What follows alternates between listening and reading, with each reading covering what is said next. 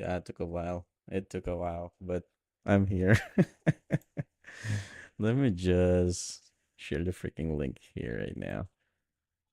Where's my freaking headset? Watashi no voice. I think it's best if we added the yeah, a BGM. We need that one. But first, where's the link of this? Mm, YouTube.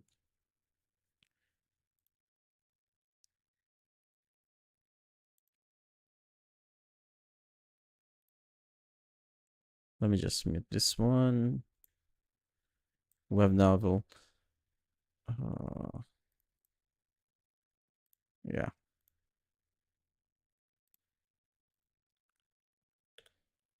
Come join if you're still alive. Yeah.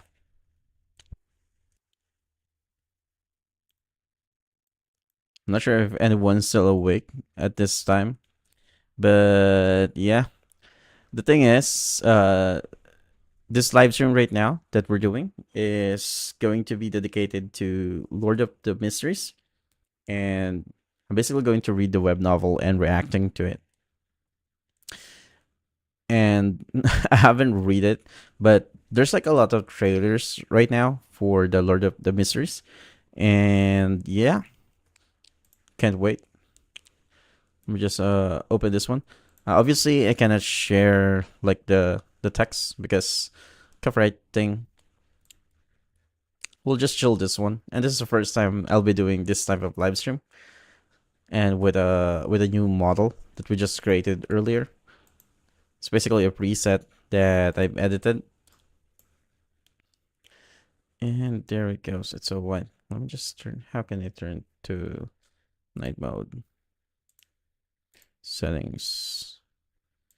There we go. Dark mode.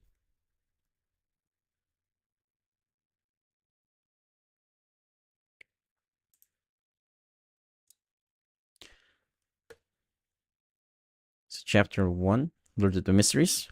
Author, Cuttlefish that loves diving. Chapter 1, Crimson. Ouch. It hurts so much. My head is killing me. The bizarre dream filled with murmurs shattered instantly. Wait, I cannot see. Zhou Mingri, still asleep, felt a throbbing pain in his head as if someone had hit him with a pole, again and again. No, it was more like a sharp object had pierced his temple, twisting it in the process. That is a painful experience. Ouch, in his stupor.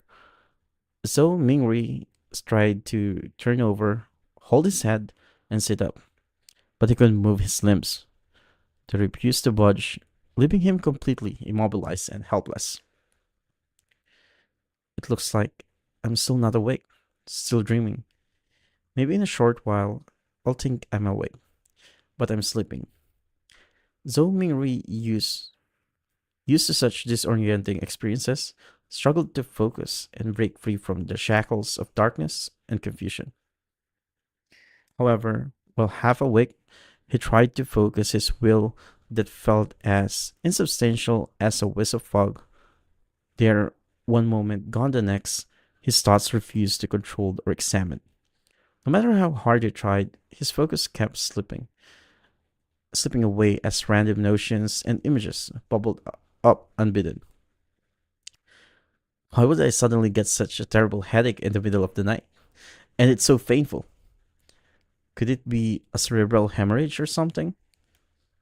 Yeah, he must have like a brain tumor or something. Fuck. Am I going to die young like this?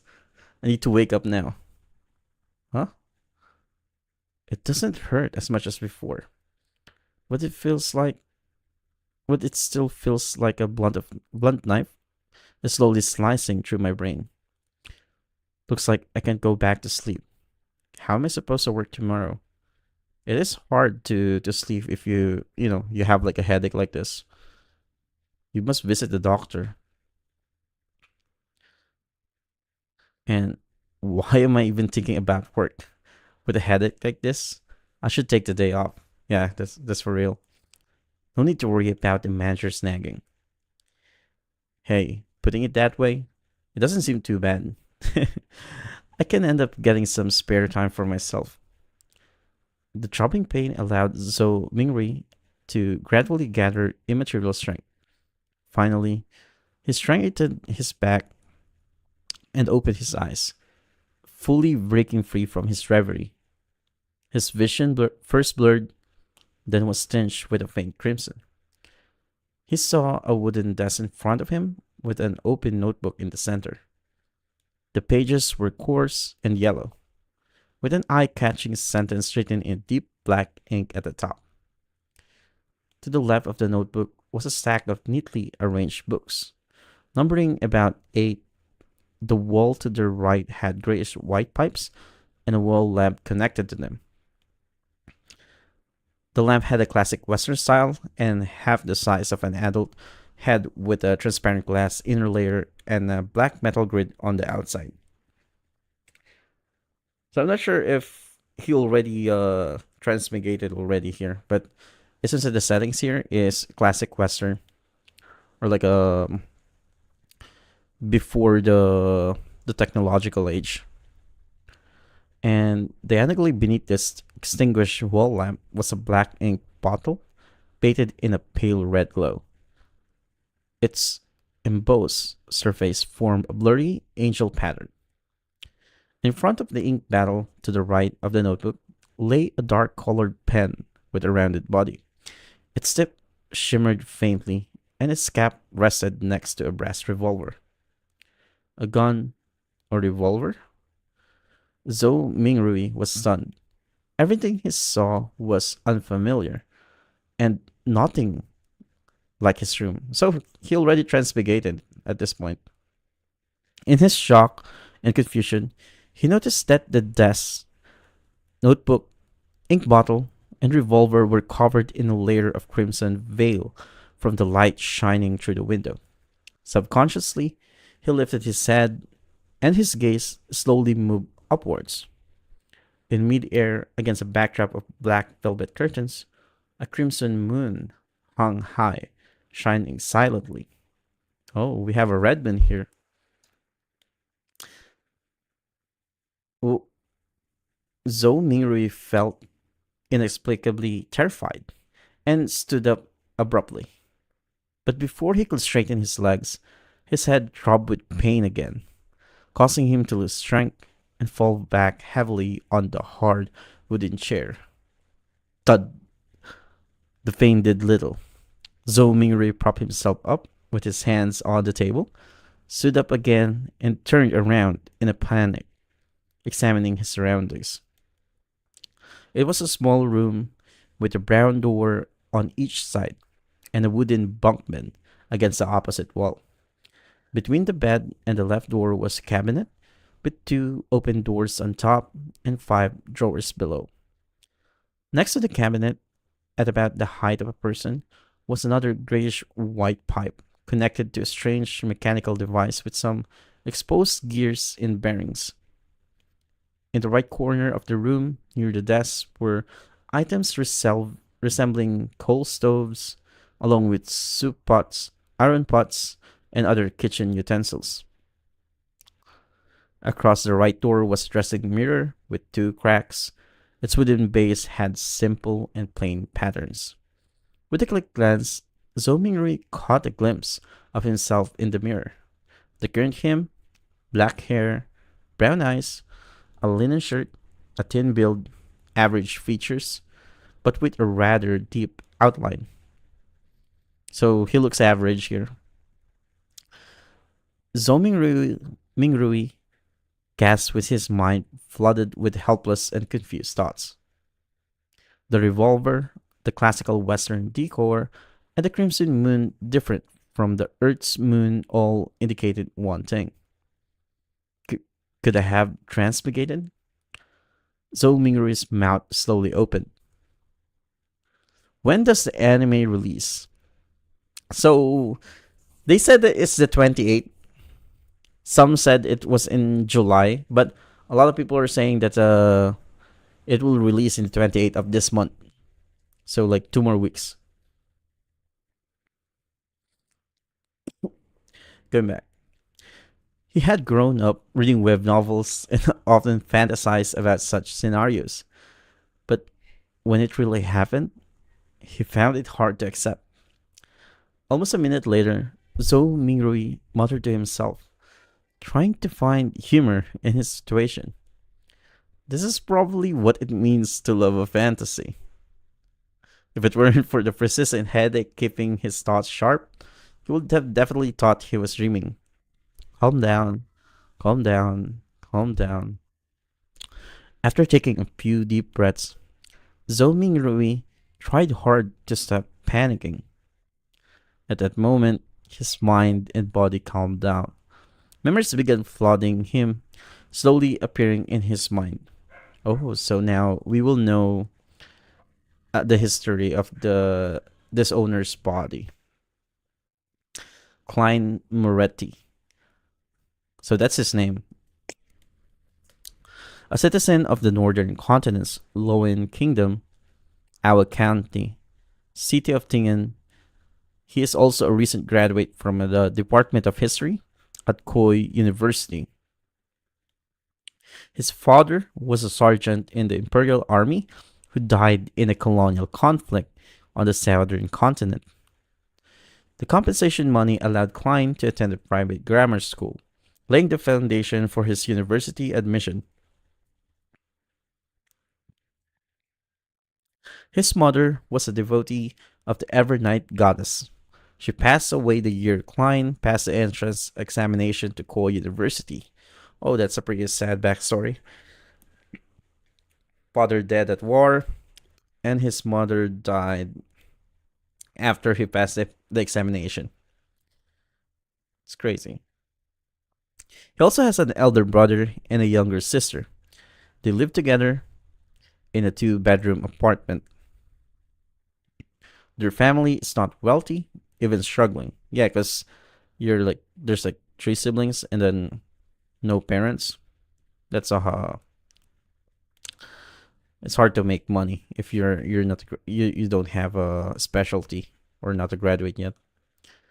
They're currently supported by his elder brother, who works as a clerk at an import and export company. As a history graduate, Klein had learned the ancient Fasak language, considered the source of all language in the northern continent, and the Hermes language often found in ancient mausoleums related to rituals and prayers. Hermes language. Zhou Mingrui's mind stirred. He reached out to rub his throbbing temples and look at the open notebook on the desk. The text on the yellow paper went from strange to alien, then alien to familiar, until it became readable. Yeah, I mean, I think his memories help him understand this alien language, the Hermes language. It was text written in Hermes language. The dark ink said, "Everyone will die, including me." I see. So that's the reason why in one of the trailers that I've watched a few days ago, kept saying that everyone will die, including me. His Zomiri felt inexplicably horrified. He instinctively leaned back, trying to distance himself from the notebook and the text on it. Yeah, it's like a horror, like a like out of from a horror movie or something like that. He was so weak he nearly fell, but managed to grab the edge of the table in a panic. The surrounding air felt turbulent, with faint whispers echoing around him.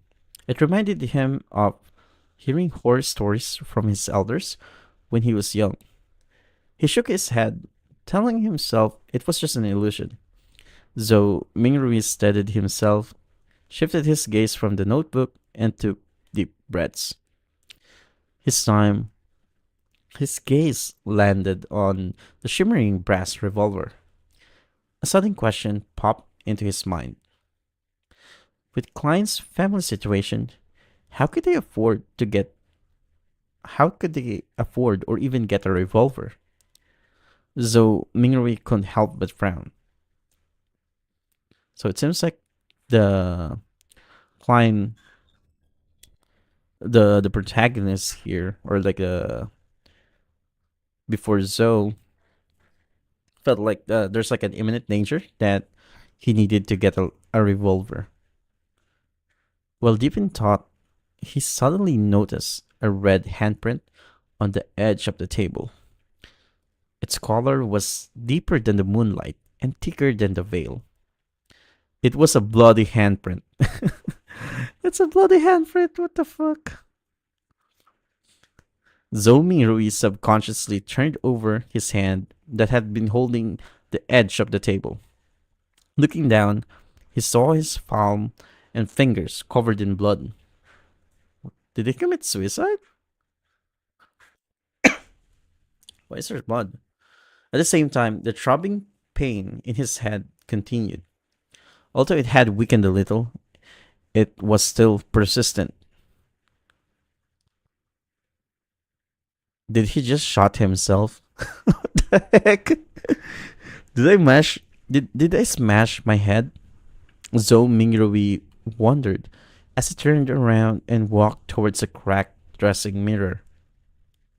A few steps later, a medium-built figure with black hair and brown eyes came into the view. The person had a distinctly scholarly air. Is this me now? Klein Moretti?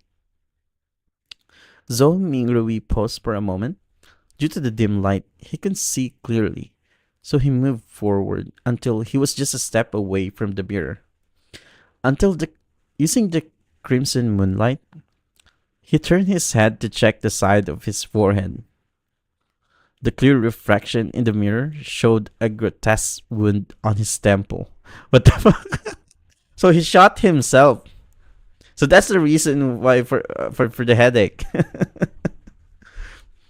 Crazy.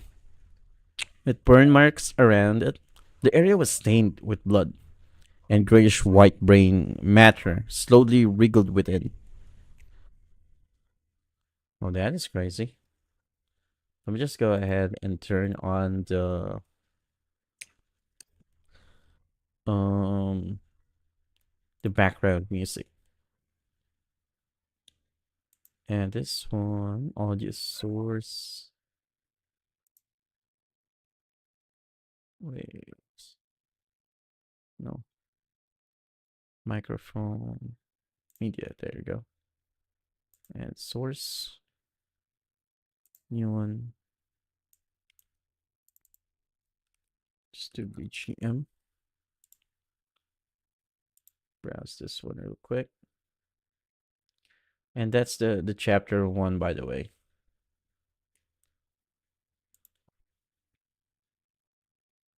Where is the footage? OST. I think this one is good. Let's just loop this one. No. Where is it?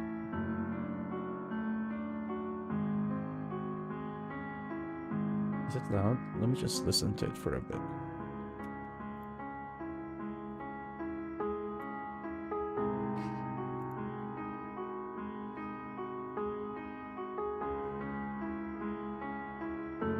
Mic test. Mic test. Mic test. Yeah. Yeah. I think that this sound fits. I think that this sound fits this one. This is episode 1. Yeah, chapter 1. We just finished the chapter 1. Reading the web novel. The one that you're seeing in the background are just trailers. So, yeah. Let me just get some water real quick.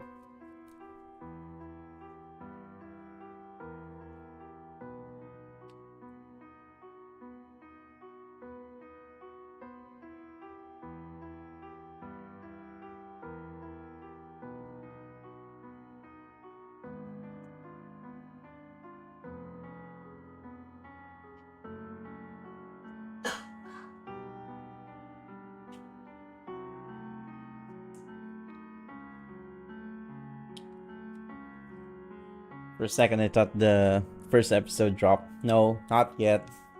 They said that it was going to be released in the 28th. Some mentioned that it was in July. But yeah, a lot of comments said that it's within the 28th. So like 2 more weeks. Have you read this one? This light novel? But yeah. It's pretty interesting. The previous owner unalived himself. That's crazy. The previous owner of the body, I mean. July. It's close. Yeah, it is. Chapter 2. Tap, tap, tap.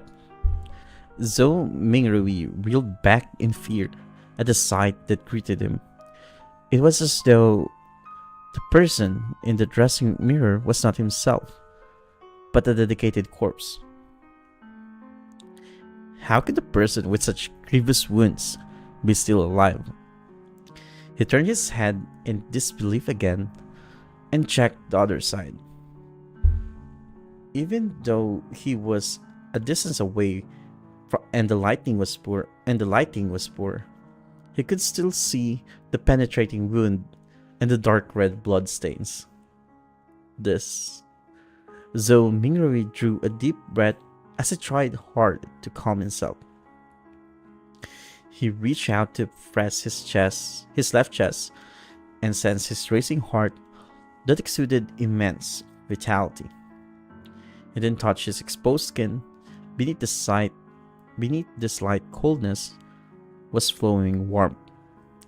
When he squatted down and after verifying that his knees could bend, Zhou Mingrui stood up again and calmed down. What's happening? He muttered with a frown.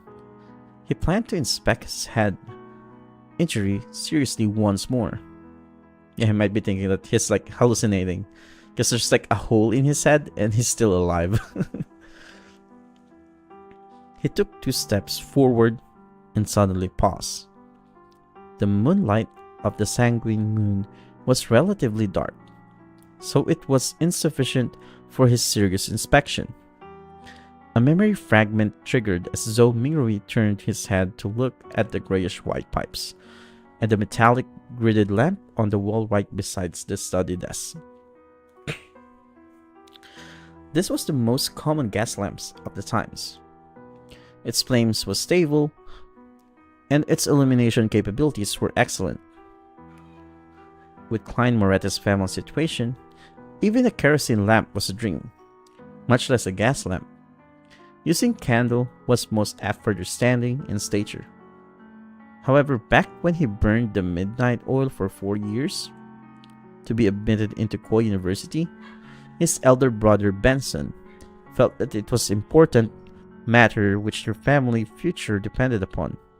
Therefore, he insisted on creating a conducive studying conditions for Klein, even if meant taking on a debt.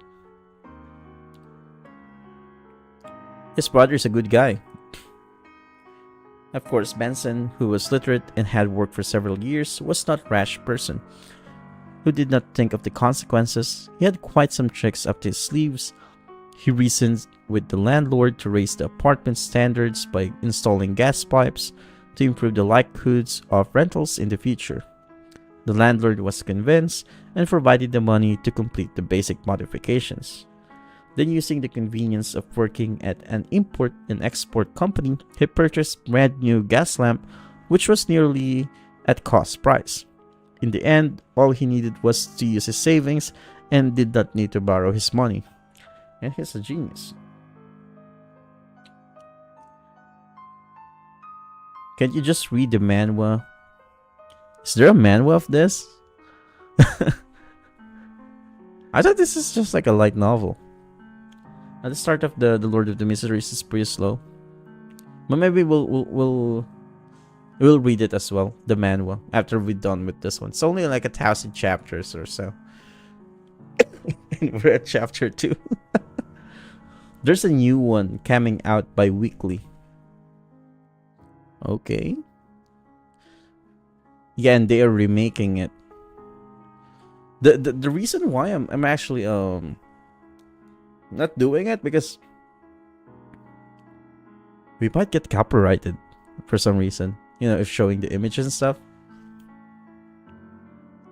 One chapter every 2 weeks. Oh. Yeah. Maybe I'll try to make a video, or probably trying to stream to a different platform. I think Kick and Patreon is actually kind of loose with their copyright things there. You can actually stream there. But yeah, we're just testing this out. But I'm trying to complete this one. Yeah, it's just a 1,000 chapters here. It'll take ages for the manhwa, but it looks good. Honestly, I'll check that one. Because you might not know me, but even though I just shared like a lot of clips from the game, anime, I'm an avid reader of web novel as well, and light novels and stuff.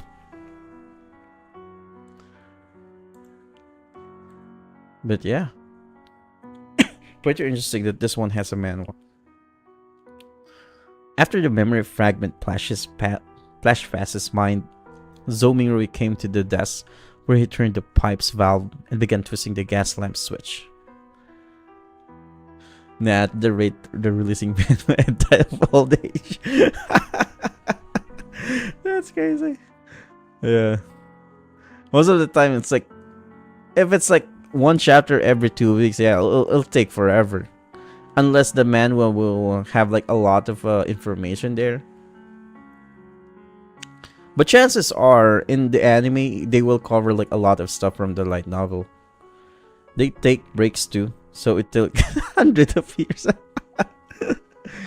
I mean, this series is good, right? Like, I mean, a lot of people are actually saying that this is good, this is lit, and even the, what do you call this one? The trailer.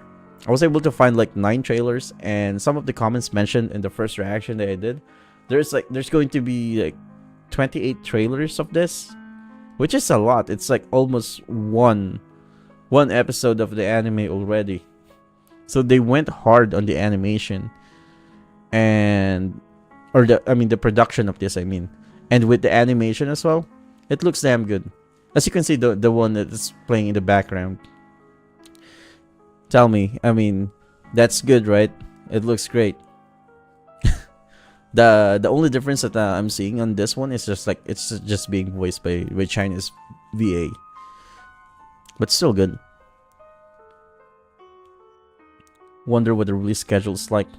Are they dropping all episodes together or one per week? Maybe it's once per week, I think. No idea, because the Chinese anime that I watched before, or Donghua, or like King's Avatar, usually do it like once a week.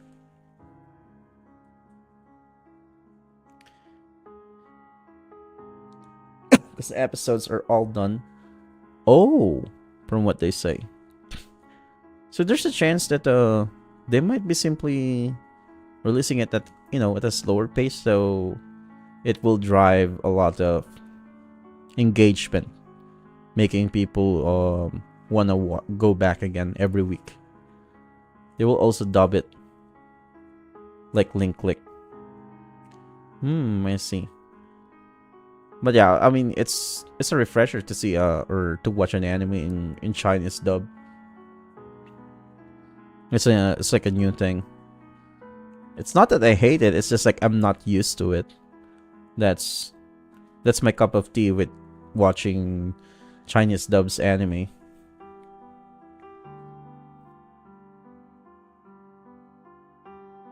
But if there will be like a dub, that will be amazing as well. Can't wait for can't wait for that. WeTV mostly drops all the episodes at at once behind BIP. King's Avatar was also great. Same studio. Oh, it's the same studio? Didn't know. It's like the animation Uwen something, I guess. But that's like one of the anime that I really like for with the Chinese animation. It's good and it's kind of similar like to esports and stuff. There will be an event to watch the first two episodes in Chongqing, China on the 21st.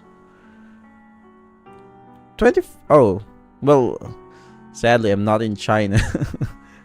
Lucky for them. Well, this is like a Chinese novel, so they get the privilege to watch it first. Mandarin sounds unusual in animated series. Kind of. Have you watched anime with Korean dubs? Sails the seas, my phone. I'm not sure if they will share it. Chances are they will not share it. If the first watching event, I mean because I think that is only for the fans only, like for the BIP fans, the one that you can watch it at the 21st. I'd buy it if I could. Yeah. If there's like no restriction, or if there's like streaming services that we could get it from, we'll watch it. And we, as long as we don't get copyright strike if we try to stream it.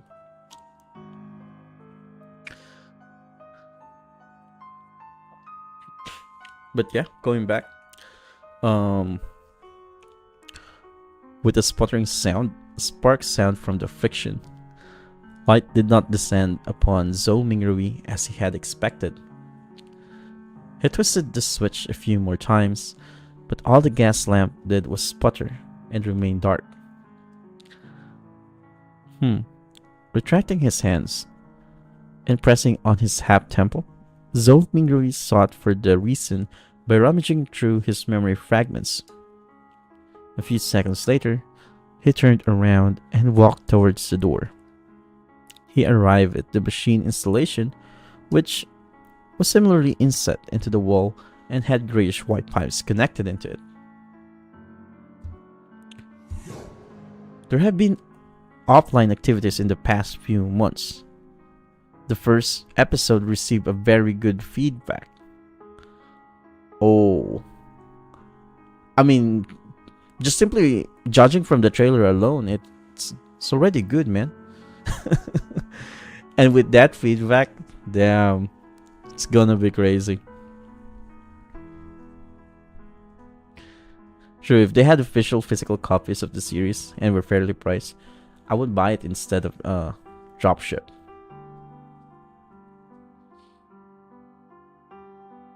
Chances are it should not be that expensive. Or are they selling Blu-rays of that of anime? I haven't. Well, here in the Philippines, there's like barely any anime products arriving here. So all of it's like in USA, or you need to buy directly from Japan. So this is pretty much hard for me specifically about novels. Let's see. But I think it's free. It's free in the web novel. Or is there like a different version of this web novel? Is there like a light novel version of this? I'm not sure.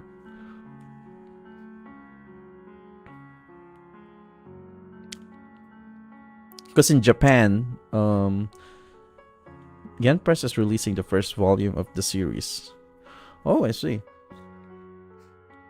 So how is it different from the web novel? Is it similar to the thing that we're receiving in Japanese media? You know, like in Japan, usually light novel starts from web novel, something like this, and then the light novel will become like a little bit different. Is it something like that? I don't remember how, but I somehow got an EPUB. Let's see. Let me just check that one real quick. Because the thing that I saw is like web novel, Lord of the Mysteries.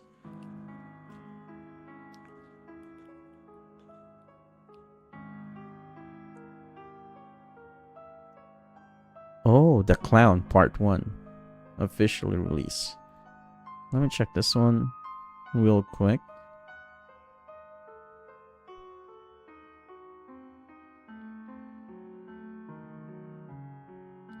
They finally released it. Will this translation have our guide putting everywhere? Because I think something will be missing. Fan base love it. Any other info in the novel?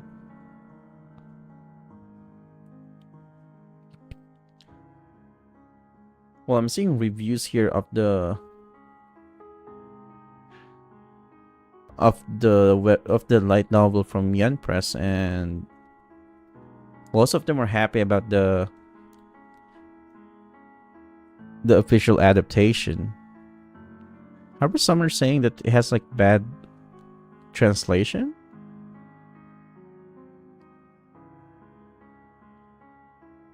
Who knows? Yeah, and on Twitter, all the volume are available with character images. Now see. Most Chinese online novels are difficult to translate. Fortunately, this is a novel with a Western background, but there are so many contents that cannot be translated properly.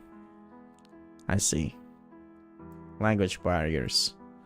But yeah, it's kind of similar to like Japan, you know, like some words has like a lot of meaning, so it's kind of like that, I guess.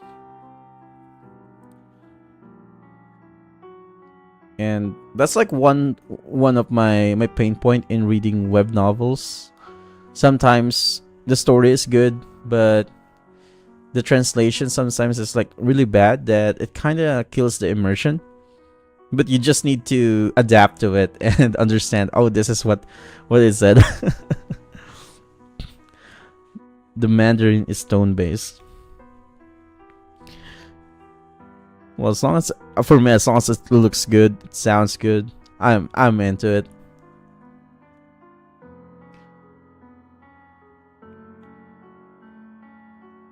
And going back to the chapter 2, after seeing the exposed gears and bearings, Zhou Mingrui took a coin from his trouser pockets.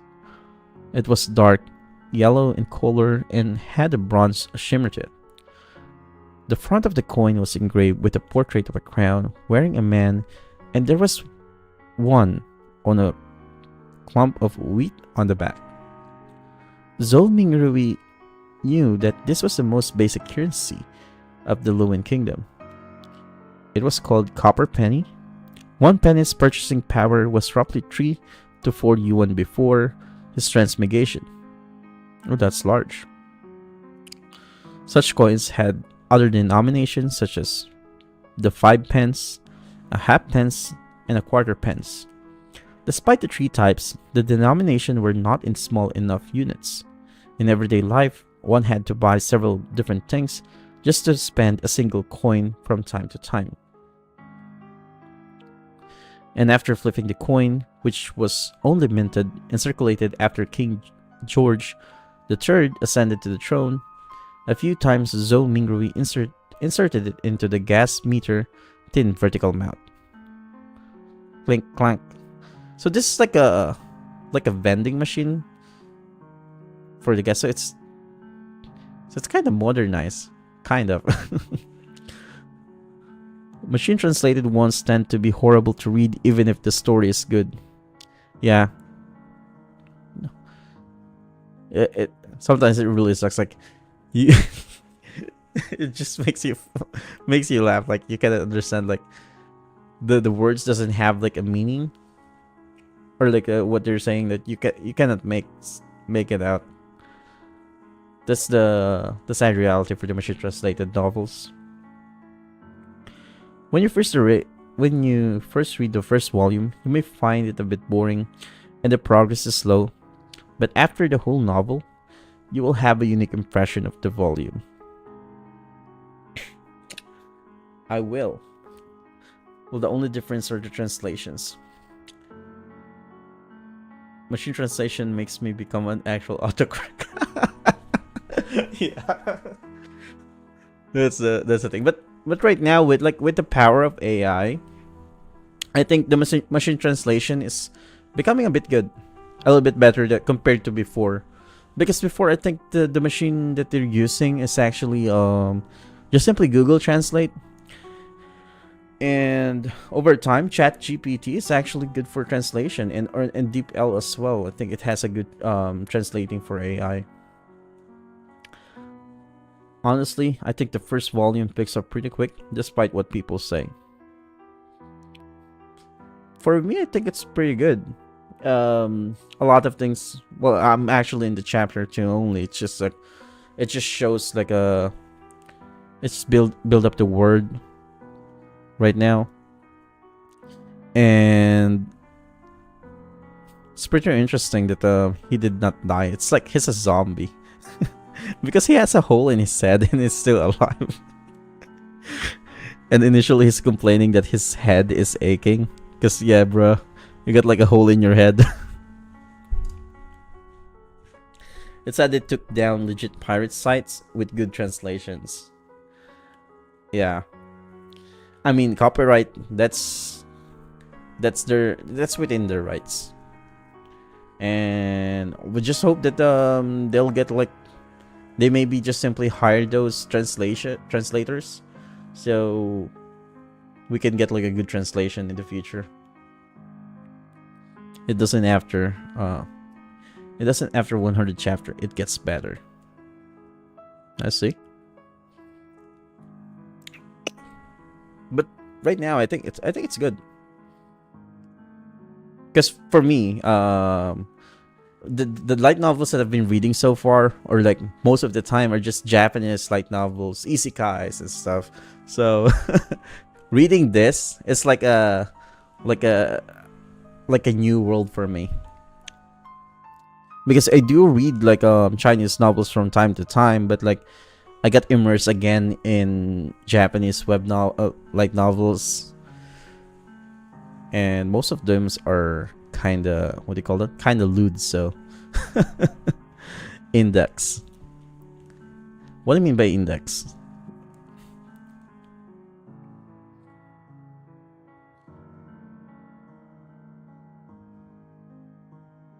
Have you read Empty? Machine translate. Do you mean like machine translation? It's like One Piece. People say it get better in 1,000 episodes. That's crazy. I don't know what does empty mean? Oh, Mushoku Tensei.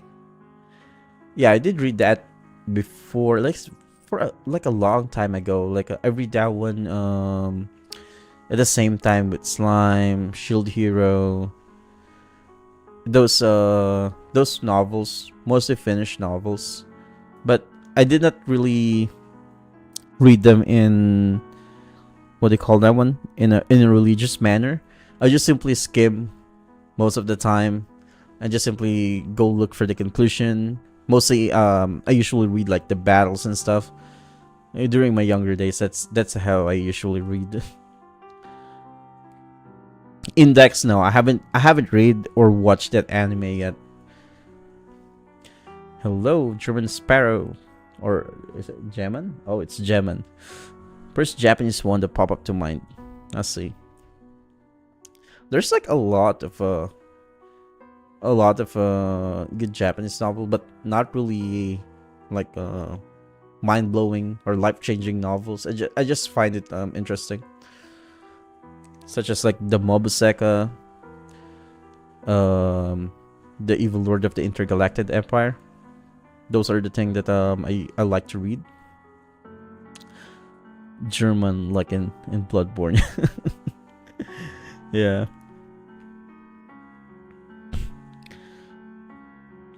Yeah. Going back to the story here, in the chapter 2. This time he seriously inspected his temple and did not miss a single detail.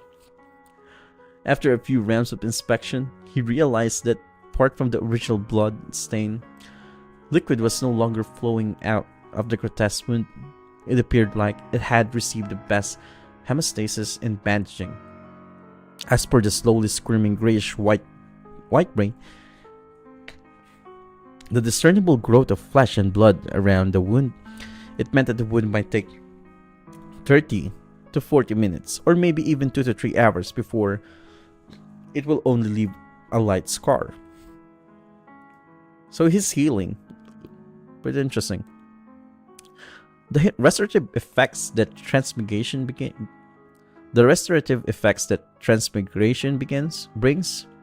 Zomingeri curled up the right corner of his mouth as he muttered silently. Following that, he let out a long sigh. Regardless, he was still alive.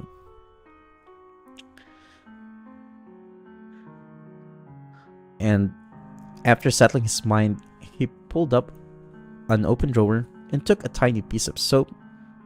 He took one of the old and tattered towels hanging by the side of the cupboard and opened the door.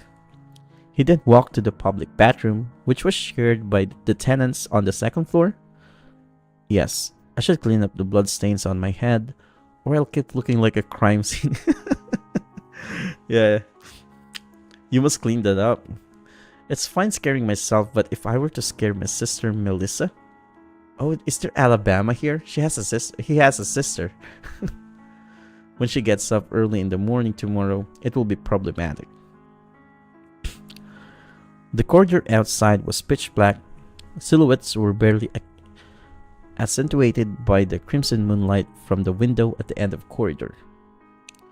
They looked like a pair of monsters that silently observed the living late into the night. No Alabama, very lovely actually, I'll say. Pretty interesting. Was that the first one, man? No, just kidding, man. Because, to be honest, I really have like no idea with the Alabama before until like I posted the video of Claire in this channel and gained like a lot of views, and I kind of look what's the Alabama and stuff, and it was supposed to be like an incest thing that was popularized in Alabama, a place in America. But yeah, a lot of people are liking that humor. And I found that many people who watch Japanese anime often discuss the word isekai, but China doesn't pay much attention to this word, although this word is written in Chinese in Japan. What? Chinese? Well, that's news. That's news to me. Because I think in Chinese, I think it's not really isekai because, or yeah, it's kind of isekai, I guess.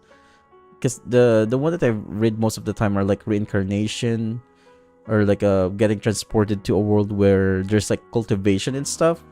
And I think that's like the main thing for Chinese novels that I've been reading so far. Hello, FY. How are you doing? But yeah, but still, no Alabama, so we are not getting any, the typical Japanese isekai brain rot content in this series, I guess. So Zomingeri lighted his footsteps as he walked toward the communal bathroom with a shuddering fear. When he entered, there was even more moonlight, allowing him to see everything clearly. Zomingeri stood in front of the wash basin and turned the top knob. Upon hearing the gushing sound of water, he suddenly recalled his landlord, Mr. Frankie. As water was included in the rent, this short and thin gentleman, who wore a tough hat, a vest, and a black suit, always inspected the bathroom actively to take note of any sound of flowing water. If the water gushed too quickly, Mr. Frankie will ignore all of his just gentlemanly traits by flailing his walking stick and striking the bathroom's door, shouting things like, "Darn thief, wastage is a shameless matter. I'll remember you. If I see this happen another time, scram along with your filthy luggage. Mark my words, this is the most value for money apartment in Tingen City.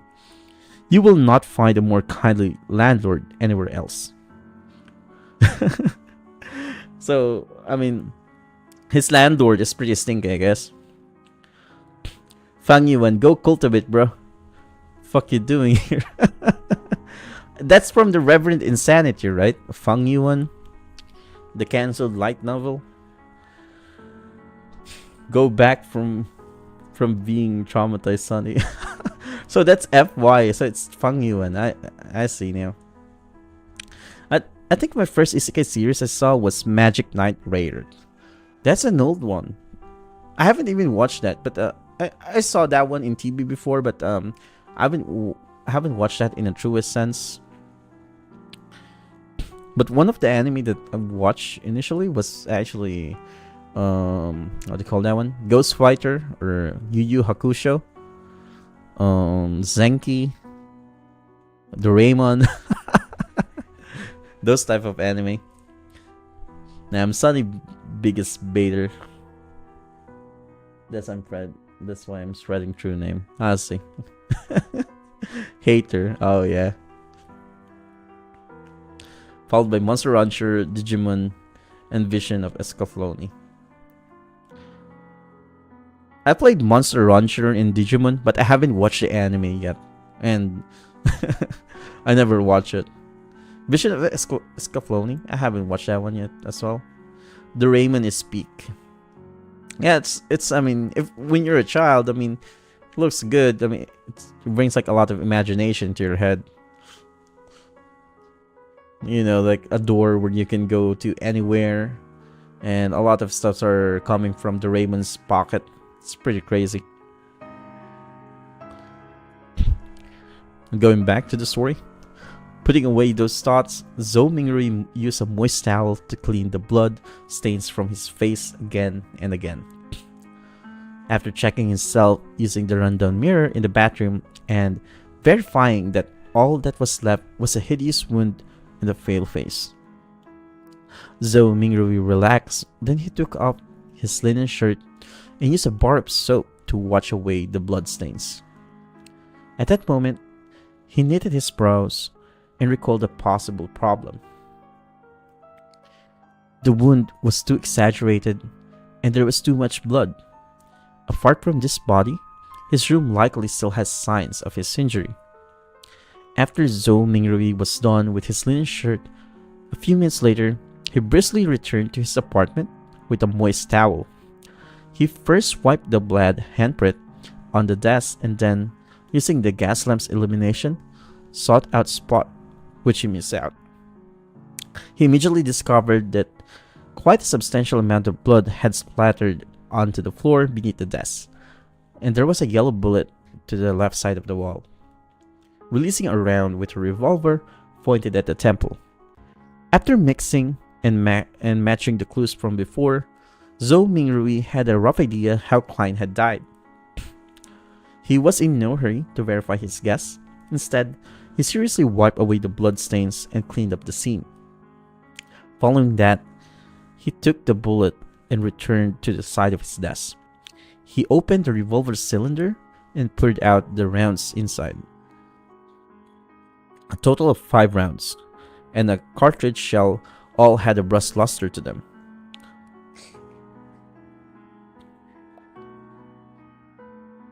Indeed, Zhou Mingrui looked at the empty cartridge shell in front of him and stuffed the rounds back into the cylinder while nodding.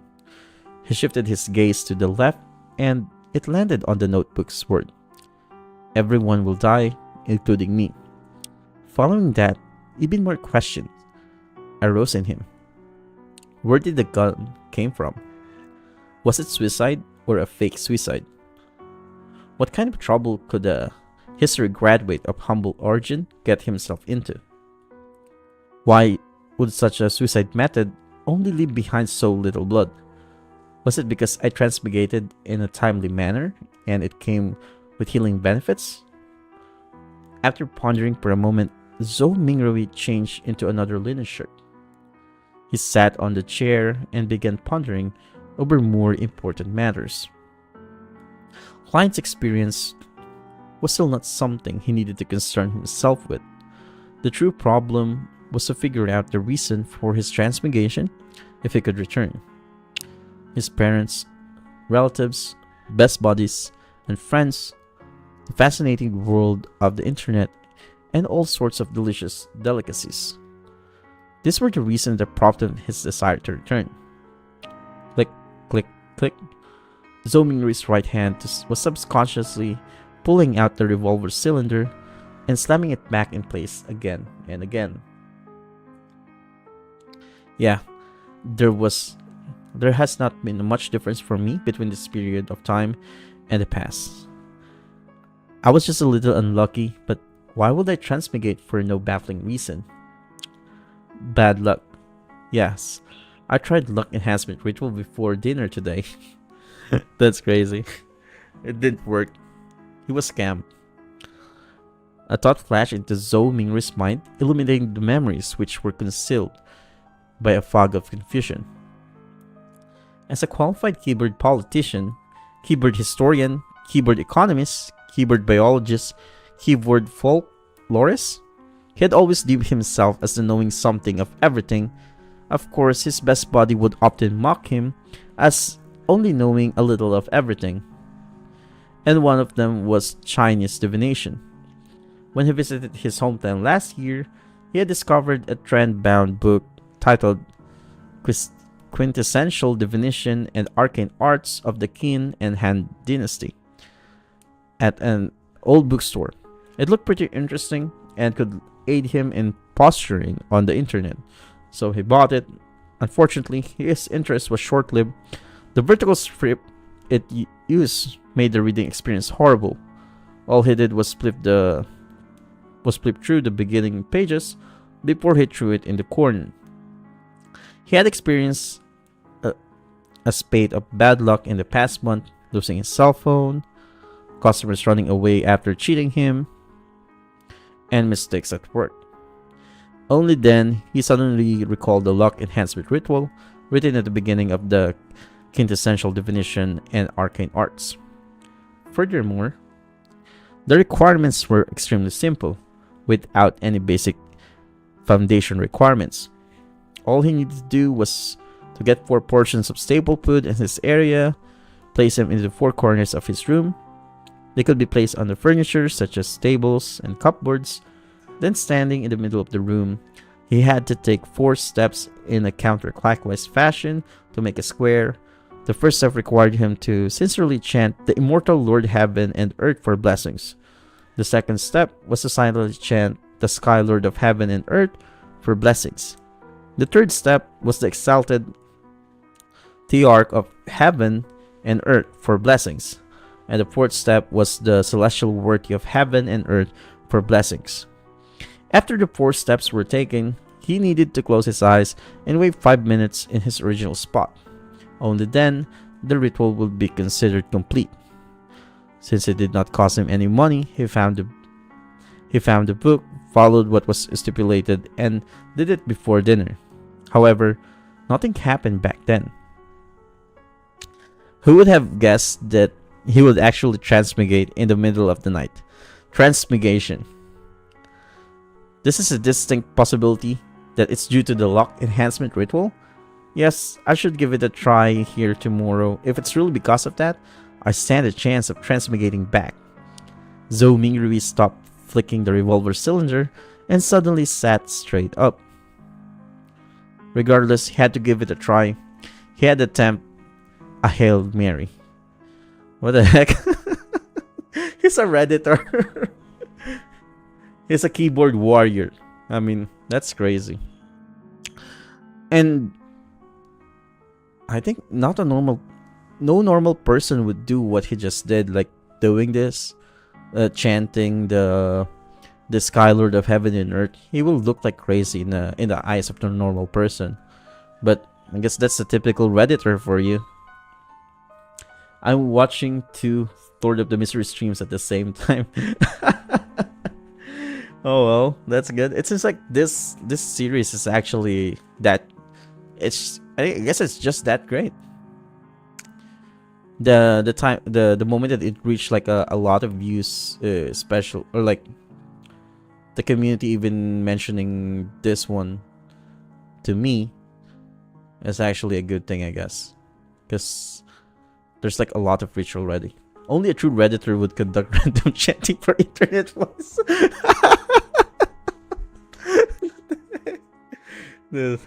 Yeah.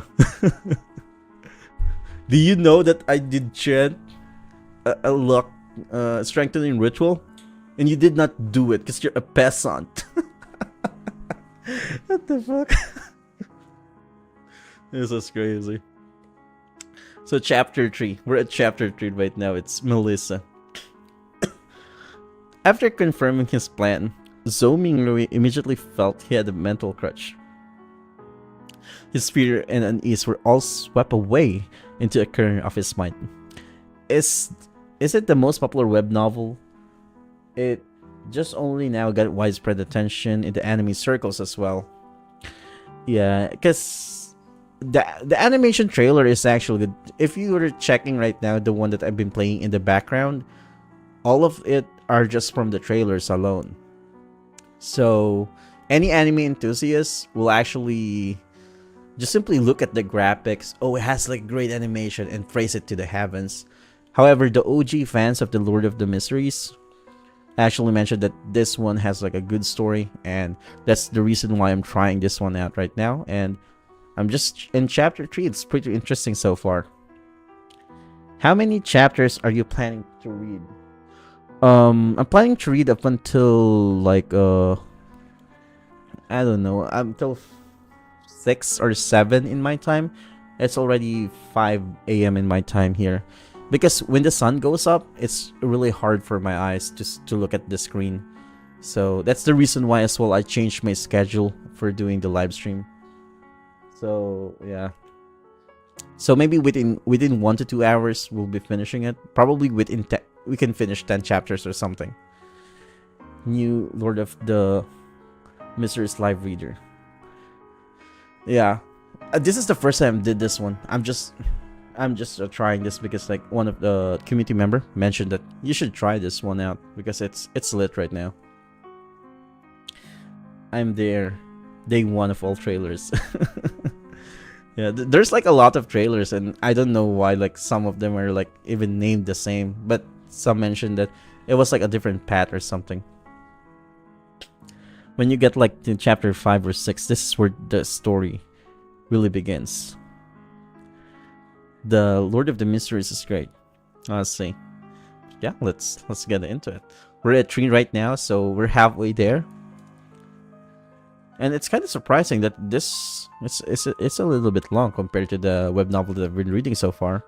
Some of them have like a very short chapter. So yeah, only then he did have a mood to carefully study Klein's memory fragments. Zhou Mingrui habitually stood up before turning off the pipes valve.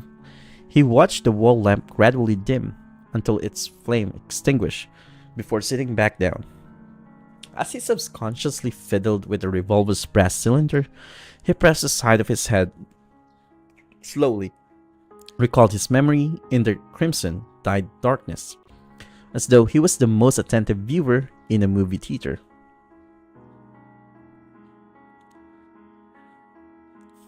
Reading. Yeah, and cuttlefish doesn't miss. What? Rod COI? Is that another? I think that's another series of the same author. Some advice. The Lord of the Mystery is the mystery novel first and foremost, and action is secondary. I see. Well, that's good to hear.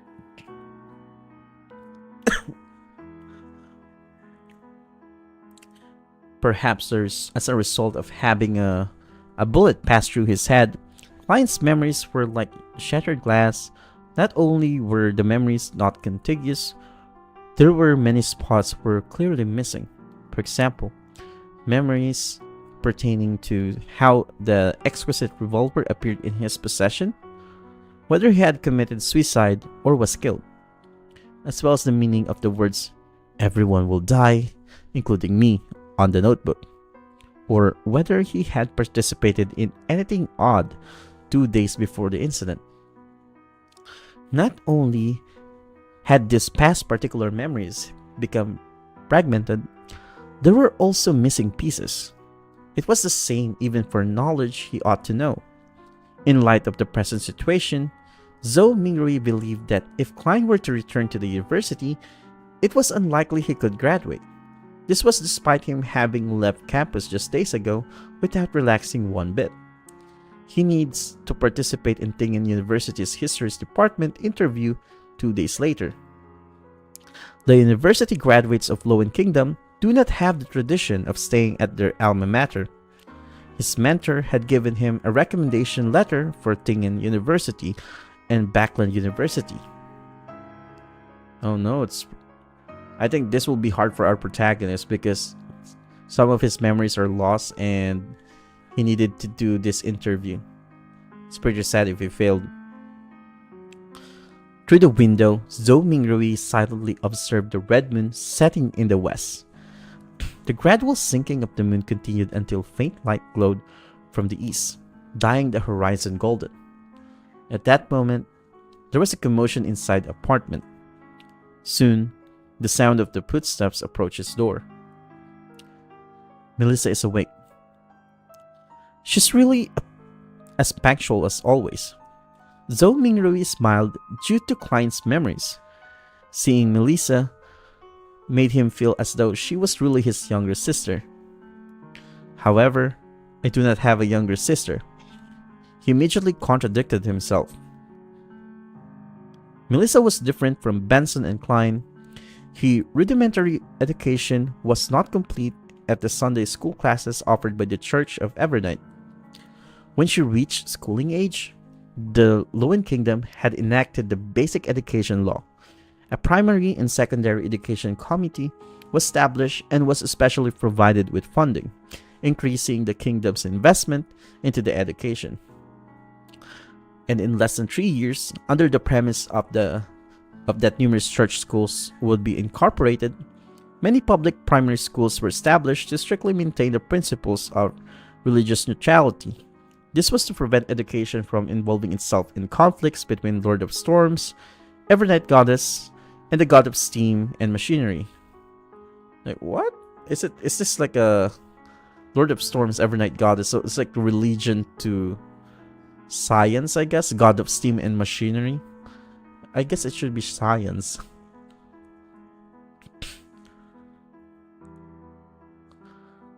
Compared to the Sunday school that only costs a copper penny a week, a public primary school costs 3 pence a week appeared rather expensive.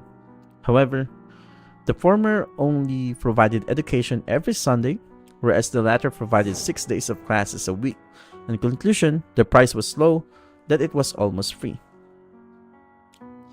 Melissa was different from most girls. From a young age, she enjoyed things like gears, springs, and bearings. Her ambition was to be a steam mechanic. That specific title has a story behind it, as you know.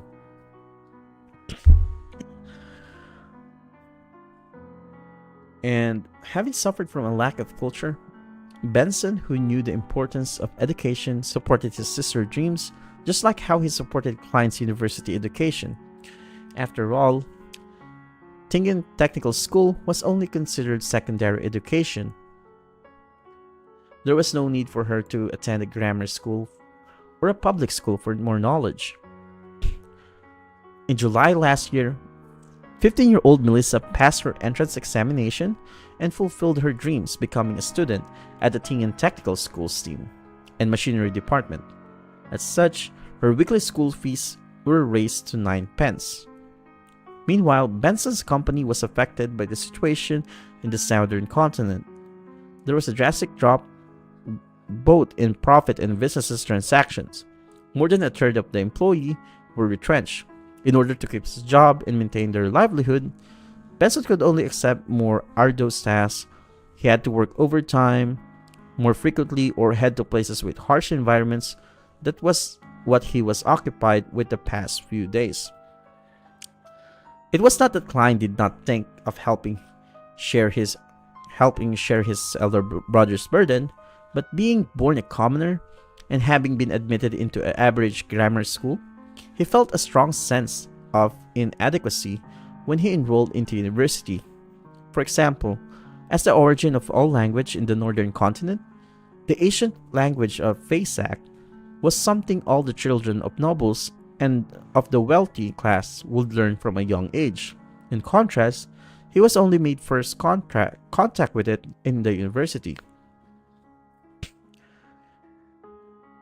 So there's like a difference in education between the within the poor and rich here. Let's see now. Classic, classic Western thing.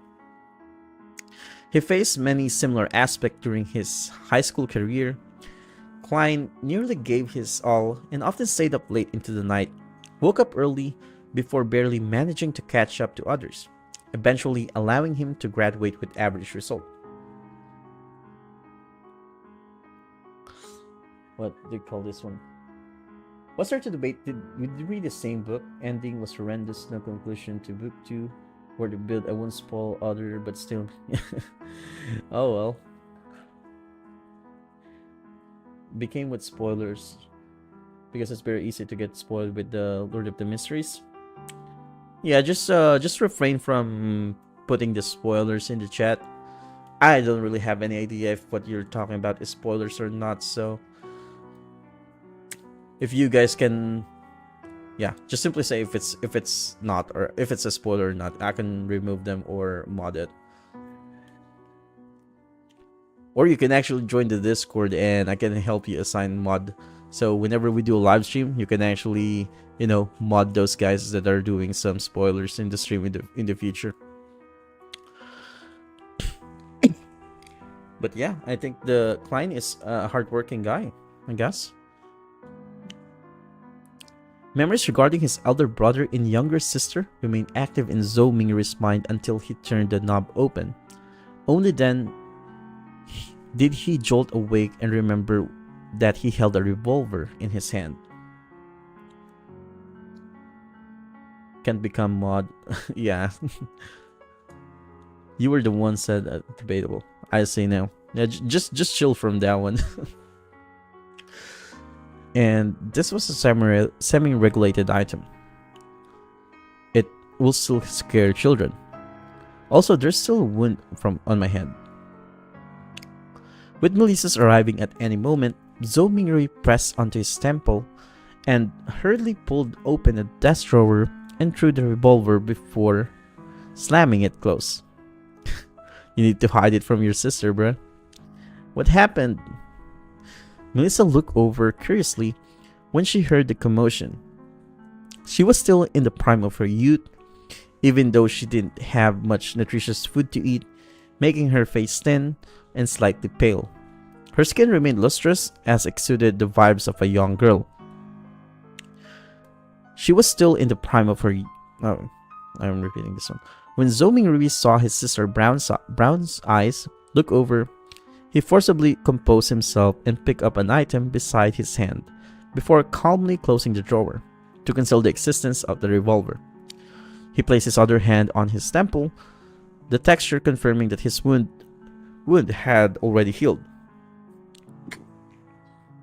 He took out a silver finely pocket watch and pressed the top gently, causing its cover to flip open. It was a picture of the siblings' father. It was the most valuable item the Imperial Army sergeant left behind, but being a second-hand item, it would often malfunction from time to time in recent years. Even though he had gotten a watchsmith to fix it, it had embarrassed Benson, who enjoyed bringing it with him to elevate his status many a time. So it was thrown away back at home in the end. It had to be said that perhaps Melissa did have talent in machinery. After grasping the principles behind the watch, she borrowed the tools from her technical school to fiddle with the pocket watch. Recently, she even claimed to have fixed it. Zhou Mingri looked at the watch open cover and saw that the second-hand watch was not moving. Subconsciously, he twisted the top dial to wind the pocket watch. However, despite winding it a few times, he didn't hear a sound of a taut spring. The second hand remains motionless. It looks like it's broken. He looked at his sister while trying to find a topic of conversation. Melissa shot him an expressionless, expressionless glance and briskly walked over to take the pocket watch away. She embarrassed Melissa. She stood in her spot and pulled up the button sitting atop the pocket watch. With a few simple turns, the tick-tocking of the second hand sounded. Is it pulling the button usually meant to adjust the time? Zhou Mingrui's expression immediately turned blank.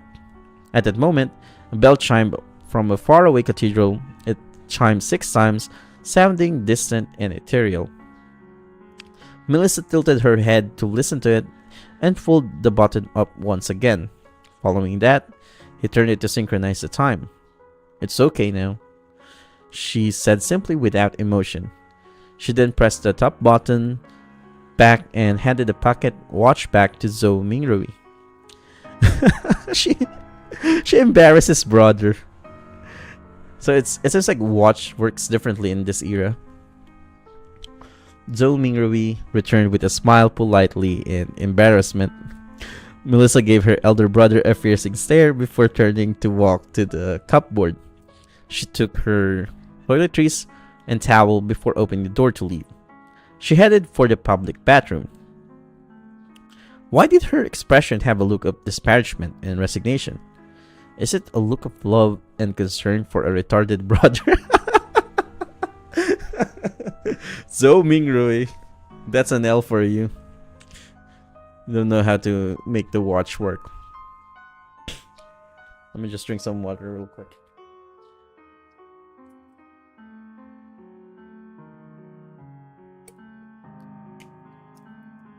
Yeah, just chill. Yeah, her sister is definitely a talented one, not gonna lie. So Zhou Mingrui lowered his head and chuckled. He closed the pocket watch cover with a click before opening it again. He repeated this action as his idle thoughts focused on the question. Klein committed suicide without a silencer. Well, I'll consider it as a suicide for now. His suicide should have caused quite a commotion, yet Melissa, who was just a wall away, didn't notice it at all? Yeah, that's pretty interesting take. Was she sleeping too soundly? Or is Klein's suicide shrouded in mystery to begin with? Click. The pocket watch opened. Clack. The pocket watch closed. Melissa returned from washing up and saw her brother's subconscious act of constantly opening and closing the pocket watch. Seeing his retarded brother again. Her gaze was once again glazed with exasperation as she said with a sweet voice, "Klein, take out all the remaining bread. Remember to buy fresh ones today. There's meat in peas too. Your interview is soon. I'll make you mutton stewed with peas." Oh, that's a pretty sweet sister. As she spoke, she moved a stove out from a corner. With some charcoal, she boiled a pot of hot water. And before the water boiled, she opened the cupboard lowest drawer and took out what seemed like a treasure. A can of inferior tea leaves. She threw about 10 leaves into the pot and pretended that it was real tea. Melissa poured 2 big cups of tea as she shared 2 pieces of rye bread with Zhou Mingrui over tea. There is no sawdust or excessive gluten mix in it, but it is unappetizing. Zhou Mingrui still felt weak and was starving. He forced himself to swallow the bread with the tea while complaining inwardly. Don't you dare complain about Melissa's cooking. Or else it will be an L character or L protagonist. Melissa finished eating a few minutes later. She adjusted her black hair that reached down to her vest. She looked at Zhou Mingrui and said, "Remember to buy fresh bread. All we need is 8 pounds. The weather is hot, so the bread will easily spoil. Also, buy the mutton in peace. Remember to buy them." Indeed, she was showing concern for her dull brother. She even had to emphasize it another time. Zhou Mingrui nodded with a smile. "All right." Regarding the Lowen's Kingdom pound, Zhou Mingrui matched Klein's muscle memory with his. He believed that it was close to half a kilogram of what he was accustomed to. Melissa did not say anything further. She stood up and tidied the area after packing away the last bit of bread for lunch. She put on the tattered veil cap that their mother left behind, picked up a self-sewn bag used to carry her books and stationery, and prepared to leave. It was not Sunday, so she had an entire day of classes to attend. Walking from their apartment to Tingen Technical School took about 50 minutes. That's long. 50 minutes. There were public horse carriage that cost a penny a kilometer, with a limit of 4 pence in the city and 6 pence in the city outskirts. In order to save money, Melissa would leave ahead of time and walk to school. Moments after she opened the main door, she paused in her footstep and turned her body halfway, saying, "Klein, don't buy too much mutton or peas. Benson's might come back on Sunday. Oh, and remember, we only need 8 pounds of bread." Why does she keep repeating this stuff? Is Klein really a retarded dude? "Alright, sure thing," answered Zhou Mingrui in exasperation. Simultaneously, he repeated the word Sunday a few times in his head. In the northern continent, a year was similarly split in 12 months. Every year, there were 365 or 366 days. A week was similarly split into 7 days. So kind of similar to our Earth's calendar, I guess. He's a bit forgetful, as see now. So that's the reason why his sister keeps repeating it. In the north, the splitting of months was a result of astronomical observation.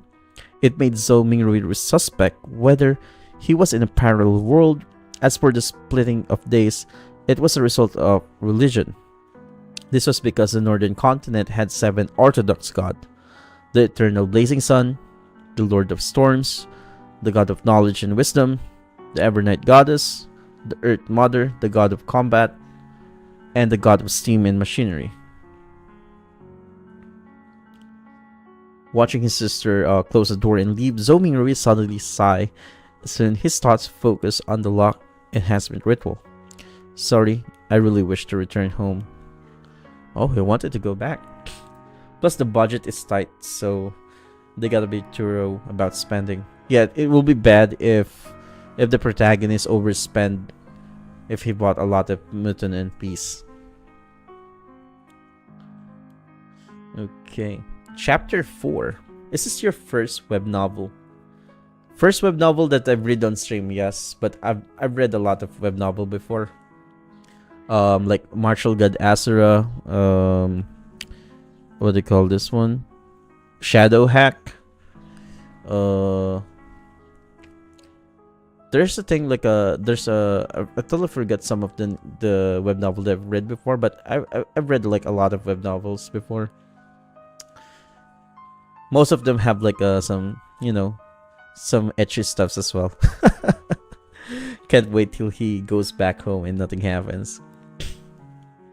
Well, I think something will happen with that type of comment. Like going back to chapter 4, divination. Returning to his chair, he heard the faraway cathedral's bell chimes again. It continued 7 times before Zhou Mingrui slowly stood up. He went up front to the cupboard and took out his clothes. A black vest with a matching suit, trousers that clung tightly to his chest, a halved top hat, and his faint scholarly air made Zhou Mingrui felt like he was watching an English drama set in the Victorian era. He suddenly muttered softly as he shook his head with a wry smile, "I'm not going for an interview. All I'm doing is buying some ingredients to prepare for my luck enhancement ritual." Klein was so concerned about his impending interview that it became instinct When he was not focused enough, he habitually wore his only decent set of clothing. After taking a breath, Zominguri took off his suit and vest and switching to a brownish yellow coat. He also changed to a felt hat with a rounded edge of the same color. With his outfit done, he walked to the side of the bed and lifted a square cushion. He reached his hand into an inconspicuous hole beneath and rummaged around before finding an intermediate layer. When he retracted his right hand, there was a roll of notes in his palm. There were about 8 notes with faded dark green colors. These were all savings Benson had at the moment. It even included the living expenses for the next 3 days. 2 of them were 5 solid notes, and the remaining were 1 solid notes. Why do I feel like he will steal money from Benson? In the Lowen's Kingdom currency system, Soli was ranked second. It originated from Asian silver coins. 1 Soli was equivalent to 12 copper pence. They had denomination of 1 and 5 Soli. At the top of currency system was a gold pound. They were also paper-based, but were guaranteed by gold and pegged directly. A gold pound was equivalent to 20 Soli. They had denomination of 1, 5, and 10 gold pound. Zhou Mingrui spread a note and caught a whiff of the faint unique ink. This was the smell of money, perhaps a result of Klein's memory fragment or his constant desire for money.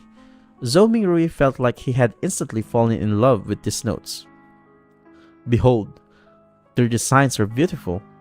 It makes the stern and old-fashioned George III and his 2 mustaches appear especially adorable.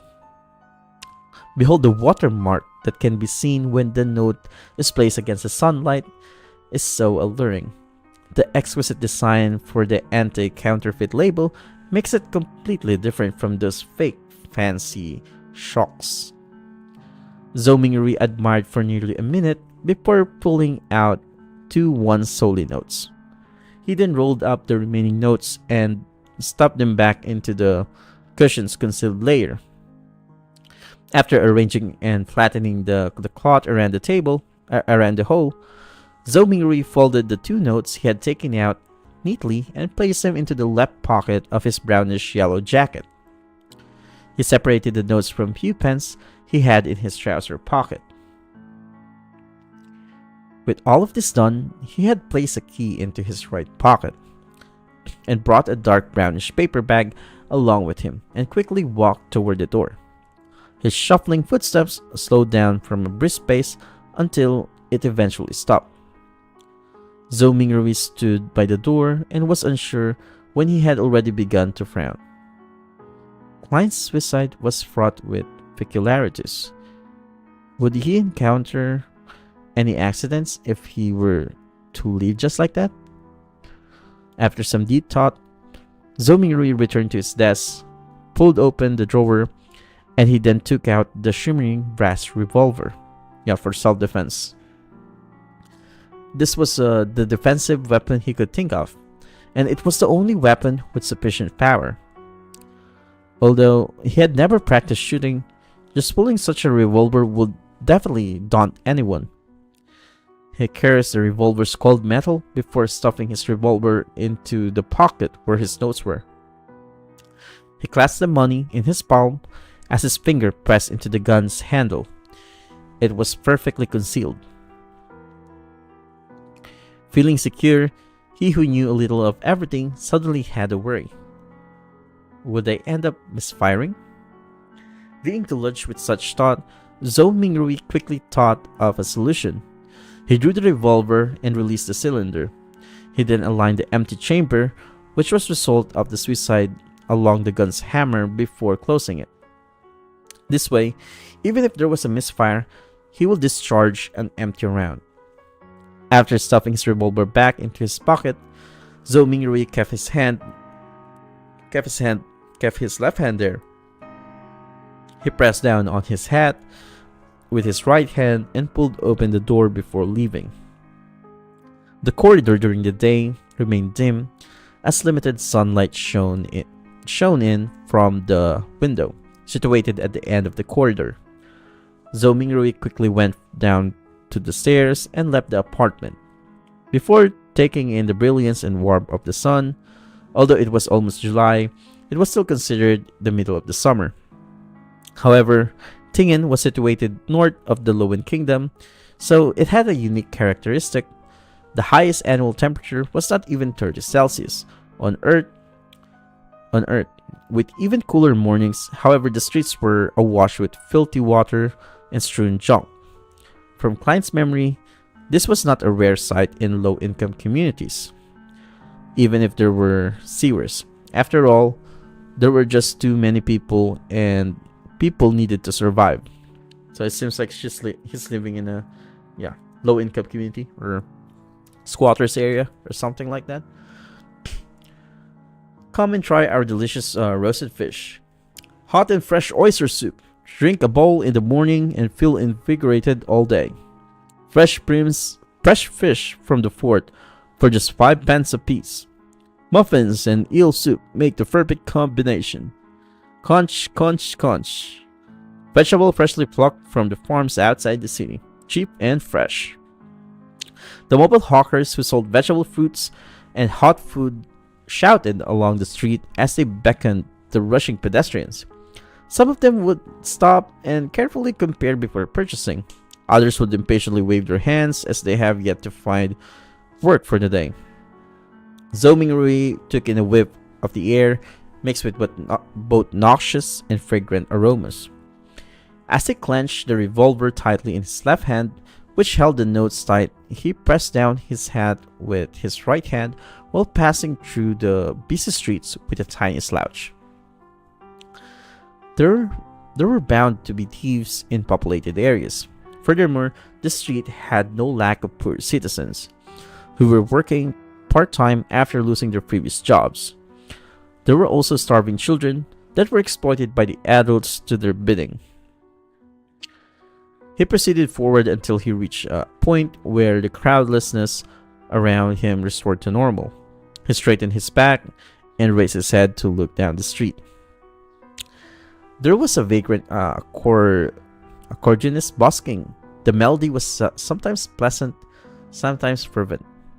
Besides him were several children in rag clothes with shallow complexions due to malnutrition. They listened to music and moved to the beat. Dancing, self-made choreographies, their faces were filled with joy as though they were a prince or an angel. A deadpan woman passed by. Her skirt was dirty and her skin was dull. Her gaze appeared dull and sluggish. Only when she looked at the bunch of children did a faint glow flash. It was as though she had seen herself from 3 decades ago. Zhou Mingrui overtook her and turned into another street before stopping at a Smiryan bakery. The owner of the bakery was a 70-plus-year-old granny named Wendy Smiryan. Her hair was completely grayish white, and she always wore a genial smile. From beginning of Klein's memory, she had been here selling bread and pastries. Oh, the Tingen biscuits and lemon cakes she bakes are delicious. Zhou Mingrui gulped a mouthful of saliva and smiled. Mr. Smiryan, 8 pounds of rye bread. Oh, dear Klein, where's Benson? Is he not back? Wendy asked smilingly. In a few more days, answered Zhou Mingrui vaguely. As Wendy took the rye bread, she sighed. He sure is hard-working, lad. He will have a good wife. Upon saying this, the corner of her lips curled up as she said playfully, all is good now. You have already graduated. You are a history graduate of our Koi University. Oh, you will soon be able to earn money. You should not be staying in the apartment you're currently living in. At the very least, you should have a bathroom you can call your own. Miss Mirren, you seem to be a young and energetic woman today. All Zhou Mingrui could do was to respond with a dry smile. If Klein were to successfully pass his interview and become a lecturer at Tingen University, It was true that his family would immediately be pushed up to a higher socioeconomic status. In his memories, in his memory fragments, he had once fantasized about renting a detached house in the suburbs. Upstairs, there will be 5 or 6 rooms, 2 bathrooms, and a huge balcony. On the first floor, there will be 2 rooms in the dining room, a living room, a kitchen, and a bathroom. It will also come with an underground storage room. This was not a wishful dream. Even a lecturer on a probation attending university would have a weekly salary of 2 gold pounds. Oh, that's a lot of money. After the probationary period, the salary would be raised to 3 gold pounds and 10 soldi. One had to know that despite working for so many years, Klein's brother Benson only had a weekly salary of 1 pound and 10 soldi. Ordinary workers at a factory did not get a pound or at best a little more, and rent for a bungalow was about 19 soldi to 1 pound and 18 soil. Kyle Klein has so much risk he can make one's man. What? He can make a man pregnant? That's crazy. However, all this was under the premise that he passed either the Tingen University or the Backland University interviews. There were not many other opportunities. People with any connections were unable to get recommendations to become public servant, and those who studied history were more limited in job opportunities. There was not much demand for private consultants from the aristocrat, banks, or industrial magnates. Taking into account that the knowledge Klein grasped was fragmented and incomplete, Zhou Mingrui felt awkward and guilty towards Miss Mirren's expectations of him. "No, I have always been this young," answered Wendy humorously. "Stop your mad ravings. You'd be surprised." Oh, I think I'm in for a surprise right now in this story. Okay, as she spoke, she packed the 16 rye bread she had weighed into the brown paper bag that Zhou Mingrui had brought. She stretched out her right hand and said 9 pence. Every rye bread weighed about half a pound, as difference were inevitable. 9 pence? Wasn't it 11 pence 2 days ago? Subconsciously, it cost 15 pence the month before the previous month. You have to thank the people who protested on the street for the repeal of the Grain Act, said Wendy as she shrugged. Zhou Mingrui nodded in vague acknowledgement. Klein's memory regarding this were incomplete. All he remembered was the core tenet of the Grain Act was to protect the prices of domestic agricultural product before the prices rose to a certain level. Grain imports from southern nations like Peina Potter, Mason, Lemberg were stopped. Why would people protest the act? Without saying much, Zhou Mingrui, afraid he would end up pulling out the revolver, carefully took out his notes and handed one of them to Miss Mirren. "Alright, get to sleep. Yeah, have a good night, bro. Have a good night." And he was given 3 copper pence in change. Stuffing them into his trouser pocket, he took the paper bag containing the bread and headed for the lettuce and meat market across the street. He was working hard for the mutant stood with peace his sister had exhorted. There was a municipal square at the intersection of the Iron Cross Street and Daffodil Street. Many tents were erected there. Clowns dressed in odd and funny attires were distributing flyers. There was a circus performance tomorrow night. Zhou Mingrui glanced at the flyers in the hand of the others as he read their contents under his breath. Melissa will definitely like it. However, how much is the entrance fee? With that thought, Zhou Mingrui went closer. Just as he was about to ask a clown with a red eye and yellow painted face, a hoarse woman's voice sounded from beside him. "Would you like to try a divination?" Zhou Mingrui subconsciously turned his head and saw a woman wearing a pointed hat and a long black dress standing in front of a short tent. Her face was smeared with red and yellow paint, and her eyes were a profound grayish blue. No. Zhou Mingrui shook his head in response. He did not have the spare cash for divination. I think this woman is trying to scam him. The woman laughed and said, My tarot divination is very accurate. Tarot? Zhou Mingrui was instantly dumbfounded. This pronunciation was almost identical to the tarot cards on Earth. And tarot cards from Earth were a set of cards used for divination. They just had graphics that represented different omens. Wait, he suddenly recalled the origins of tarot divination in this world. It did not originate from the seven Orthodox god, nor it was an ancient legacy. Instead, it was created by Intas Republic consul of that era, Roussel Gustave, more than 170 years ago. This Mr. Roussel invented the steam engine, improved the sailing boat, overthrew the Intas kingdom, imperial rule, and was recognized by the god of craftsmanship. He also became the first consul of the Intas Republic. Later, he invaded other nations and placed Lemberg and other nations under his protection. He made the Lowen Kingdom, Painapotter, Paysak Empire, and other powerful northern continent nations bow down to the Intas Republic. Following that, the Republic was then changed to an empire, and he became the self-proclaimed Emperor Caesar. It was during Roussel's rule that the Church of Craftsmanship received its first public holy revelation. Since the 5th epoch, ever since the god of craftsmanship was changed to the god of steam and machinery,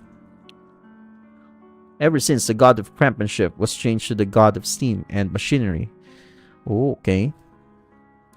I think this one is a transmigrator as well. Roussel Gustave. Roussel also invented tarot divination.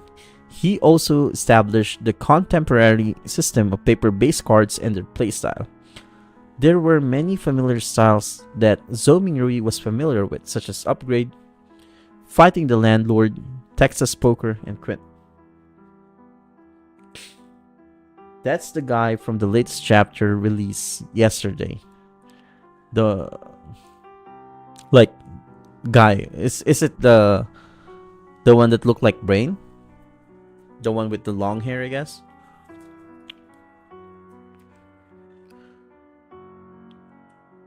But you're going back for this, so it seems like we're getting there. Roussel Gustave the Emperor. Why does it sound like for a girl name though? To be honest, Leonard. Is it this one? Oh no. Yeah, it's if you're checking the trailer right now, the one with the blue hair, I guess. The guy from the stature also. Let's see. In addition to the marine fleets he sent out to discover the sea route that led to a southern continent through the stormy and turbulent seas, this also began the era of colonialism. Unfortunately, he was betrayed in his old age. In the year of 1198 of the 5th epoch, he was assassinated by the combined forces of the Church of the Eternal Blazing Sun and the former Intas royal family, the Sabran family. And the aristocrats, he eventually died in the White Maple Palace. This one airing now. I see. Well, at least I got an idea now about the Emperor. To recall such general knowledge suddenly made him facepalm. Could this be a transmigration senior? With this in mind, Zhou Mingrui was intrigued to see what tarot cards look like. Therefore, he nodded at the pointy hat woman with painted face and said, if the, price is reasonable, I'll give it a try. The woman immediately said with a laugh, Sir, you're the first one today, so it's on the house. Oh, he got free divination. Yeah. Let me just get some water real quick. And my nose is kind of getting stuffy right now.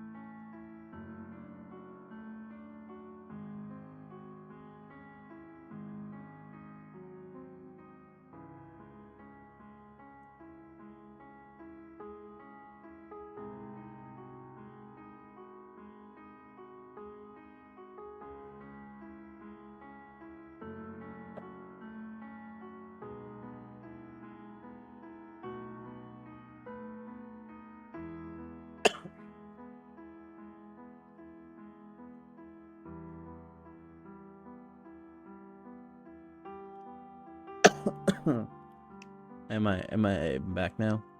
Yeah, I guess I'm back now. So yeah, Rosal has a mad wrist. Hmm, pretty cool. We're at chapter 5 now. Someone said that around chapter 5 the story will begin. And we're at this part now. Moonlight Sonata is pretty good. Think, but the OST that you're hearing right now is from the Emerson Shadow, Master of Garden. What do you call that one? The event. It's from an event called what? I've kind of forgot the name. But it's the second event in Master of Garden, so that's the OST of it. I actually dropped the OST in the Discord as well, so you can check that one out. So chapter 5, Lord of Mysteries speak. It is ritual. Free. Free things cost the most. Yeah, sometimes it's a scam. I did something for you for free, so you must do something for me in the future. Something like that. That's the premise of it. So Zhou Mingrui silently mumbled and decided that he would not purchase any additional service whatsoever. He would firmly refuse them all. If you are really that capable, try divining that I transmigrated here. With this in mind, Zhou Mingrui followed behind the woman's face, was painted red and yellow, stooping low to enter the low tent. The tent's interior was extremely dark, illuminated only by several beams of light, and that managed to seep inside. A table covered with paper cards could be made out faintly in low illumination. The woman with a sharp pointy hat was not affected by this at all. Her sound black dress glided as though it was moving over water while she went around to the table. She sat on the opposite side and lit a candle. The dim below light flickered, causing the inside of the tent to appear bright and dark at the same time. It was instantly added a much more mysterious feel to the atmosphere. Zhou Mingrui sat down quietly, his gaze sweeping over the tarot cards on the table, where he discovered familiar cards like the Magician, the Emperor, the Hangman, and Temperance, etc. Could Russell have been a senior? I wonder if he was also a fellow countryman of mine. Zhou Mingrui mumbled to himself subconsciously. Before he could finish looking at the open cards on the table, the woman claimed to have accurate divinations had already reached out her hands to gather all of the cards together. She stacked them into a deck and pushed it in front of him. Shuffled the cards first and cut the deck. The circus fortune teller said in a muted voice. Me? Shuffle? Zhou Mingrui asked reflexively. The yellow and red painted on the fortune teller's face squirmed together as she revealed a slight smile, saying, Of course, everyone's destiny can only be unraveled by themselves. I only serve as a reader of it.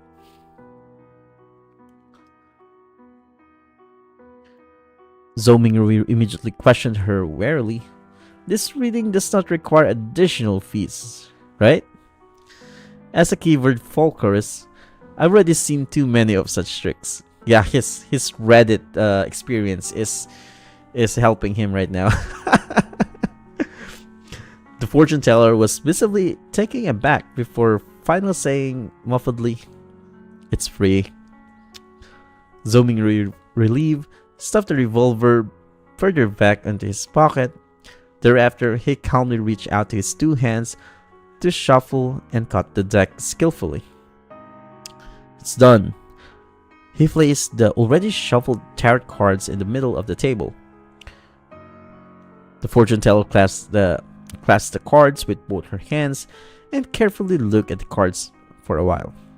Then, she suddenly opened her mouth and said, I'm sorry, I forgot to ask, but what would you like to ask about? Back when he was wooing his first love, Zhou Mingrui had done a research on tarot cards.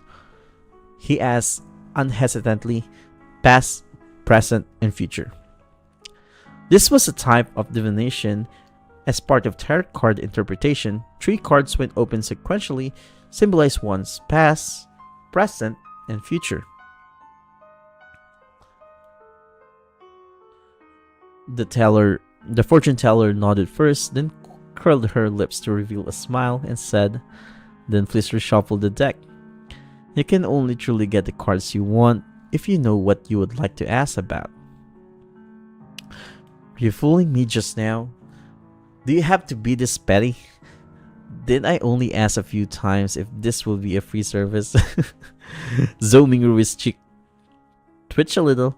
He took a deep breath and took the tarot deck back to reshuffle and cut it. "There won't be any problems this time, right?" He placed the already cut deck onto the table. The protagonist doesn't want to get scammed. "No problem." The fortune teller reached out to her fingers and picked a card from the top of the deck. Then she placed it on the left side of Zhou Mingrui. Her voice was going lower and lower as she spoke. "This card symbolizes your past. This card symbolizes your present." And the fortune teller placed a second card right in front of Zhou Mingrui. Then she picked the third card and put it on the right side of Zhou Mingrui. "This card symbolizes the future." "Alright, which card would you like to see first?" The fortune teller raised her head up after completing her placement of cards and gazed deeply at Zhou Mingrui with her grayish blue eyes. I'll have a look at the present first," Zhou Mingrui said after giving it some thought. The fortune teller nodded slowly and flipped over the tarot card that was directly in front of Zhou Mingrui. A colorfully dressed character was depicted on this card, wearing a splendid headgear with a stick over his shoulder. There was a bindle hanging on the end of the stick, and the puppy was following behind him. It was numbered 0. The Fool.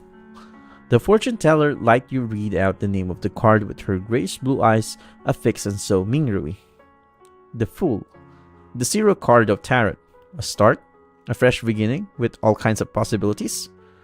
Zhou Mingrui was not even considered an amateur enthusiast of tarot, so he could only make a rough interpretation based on his own impression of tarots. Just as the fortune teller was about to say something, the cloth curtains of the tent were suddenly lifted open. The rays of sunlight that shone in was so blinding that it caused the back-facing Zhou Mingrui to instinctively narrow his eyes. It's like flashbang. "Why are you impersonating me again? It's my job to handle divination for people." A woman's voice growled angrily. "Return to your post quickly. You must remember that you're just an animal trainer." "An animal trainer?" Zhou Mingrui eyes had already adapted to the light by now. He saw a similar looking woman who was also wearing a sharp pointy hat in black dress, with her face painted in red and yellow as well. The only difference was that she was taller and had a slimmer physique. The woman who was seated in front of him immediately stood up and said disgruntledly, "Don't mind this. It's just like it. I like doing this, but I have to say, my divination and interpretation can be really accurate sometimes. I'm serious." She spoke and lifted up her dress to go around for the side of the table before quickly trotting away from the tent. "Sir, would you like me to interpret your cards for you?" The real fortune teller looked at Zhou Mingrui and asked with a smile. Zhou Mingrui lips twitched and asked her sincerely, "Is it free?" "No," the real fortune teller answered. "That's sad. Then forget it." Zhou Minghui pulled his hand back and put them into his pockets. He clutched his revolver and money before stopping again to exit the tent. Damn, he actually got an animal trainer to be his fortune teller. But I think the fortune teller did something accurate there, because if it's like the fool, like as the protagonist mentioned earlier, it's like the beginning or a new start. So it might be right as well. Who knows? Is an animal trainer who doesn't want to be a fortune teller a bad clown? Zhou Minghui very quickly put this matter behind him. Such a character-defining moment. Let's see. This will define him. He spent 7 pence at the lettuce and meat market for a pound of not-so-great mutton. And then he also bought some tender broad beans, cabbage, onions, potatoes, and other items. Together with the bread that he bought earlier, he spent a total of 25 copper pennies, which converted to 2 soldi and 1 pence. There is really not enough to go around for spending. Poor Benson. Not only had Zhou Minghui spent 2 notes that he had brought with him, it was also necessary for him to top it up with the 1 penny he had in his pocket. He just sighed and did not think further about it as he hurried back home. With the staple food, he could now carry out the luck enhancement ritual. After the second floor tenants gradually left, Zhou Minghui was still in no hurry to carry out the ritual. Instead, he translated the immortal Lord of Heaven and Earth for blessings, and related phrases in the ancient Faisak language, as well as the Loan language. He was intending to try the ritual again the next day in those local language if the original incantation did not take effect. After all, he had to take into consideration the difference between the 2 worlds. In Rome, do as the Romans do. As for translating it into an ancient ritual prayer that used the dedicated Hermes language, Zhou Minghui had a difficult time completing it due to his lack of vocabulary. After readying everything, he finally took out the 4 loaves of rye bread. He placed one in the corner where the kosa was originally one at the bottom, inner side of the dress mirror, one at the top of the cupboard where 2 walls met, and one at the right side of the study table where miscellaneous items were kept. I want to do what Roman did in Rome. What did they do? Well, good luck with that, doing what they did. And with a deep breath, Zhou Minghui came to the center of the room and spent a few minutes to calm himself. Then he took a solemn step forward and went in a counterclockwise direction in the shape of a square. When he took the first step, he chanted in a low whisper, "The immortal Lord of Heaven and Earth for blessings." The second step, he sincerely chanted, "The Sky Lord of Heaven and Earth for blessings." The third step, Zhou Minghui breathed out his whisper, "The exalted the Ark of Heaven and Earth for blessings." At the fourth step, he spat out a foul breath and meditated in concentration, "The celestial worthy of heaven and earth for blessings."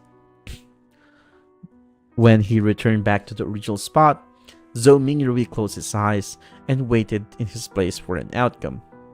He had some anticipation in him, some unease, some hope, and some fear.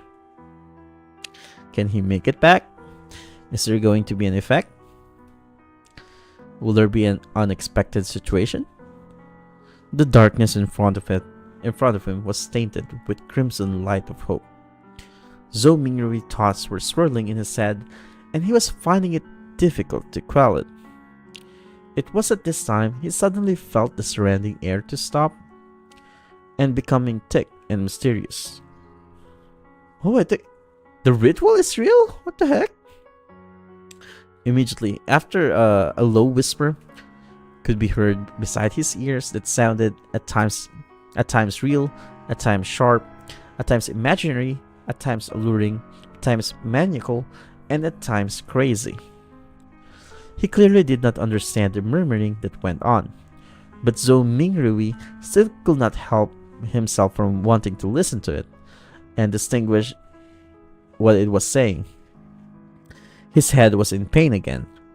It was so painful that it felt like someone had stuck a steel drill rod into it. Zhou Mingrui only felt like his head was going to explode. His thoughts were filled with psychedelic colors. He knew that something was wrong and tried to open his eyes. However, he wasn't even able to complete such a simple action. His entire body was getting tighter and tighter, and it felt like he could just break apart at any time. At this time, a self-mocking thought came up in Zhou Mingrui's mind. You wouldn't die if you didn't court death. He could no longer bear it. Just as his mind was going to break, the murmuring of voices faded away and his surroundings became very quiet. The mood was an erratic one. It was not only the mood. Zhou Mingrui felt his own body going through the same sensation as well.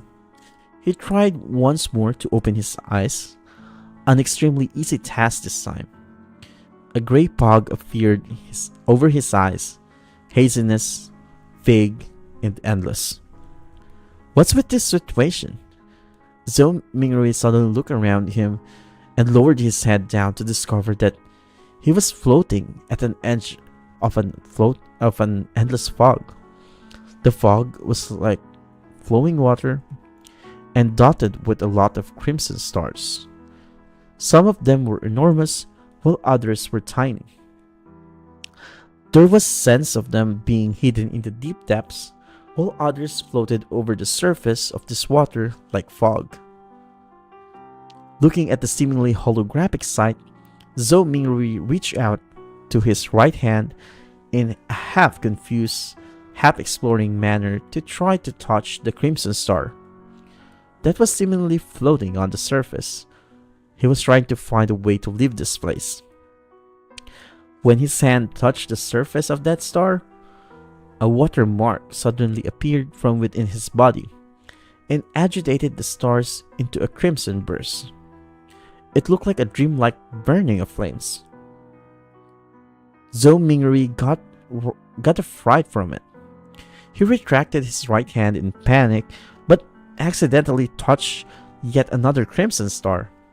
As a result, this star burst with splendid light as well.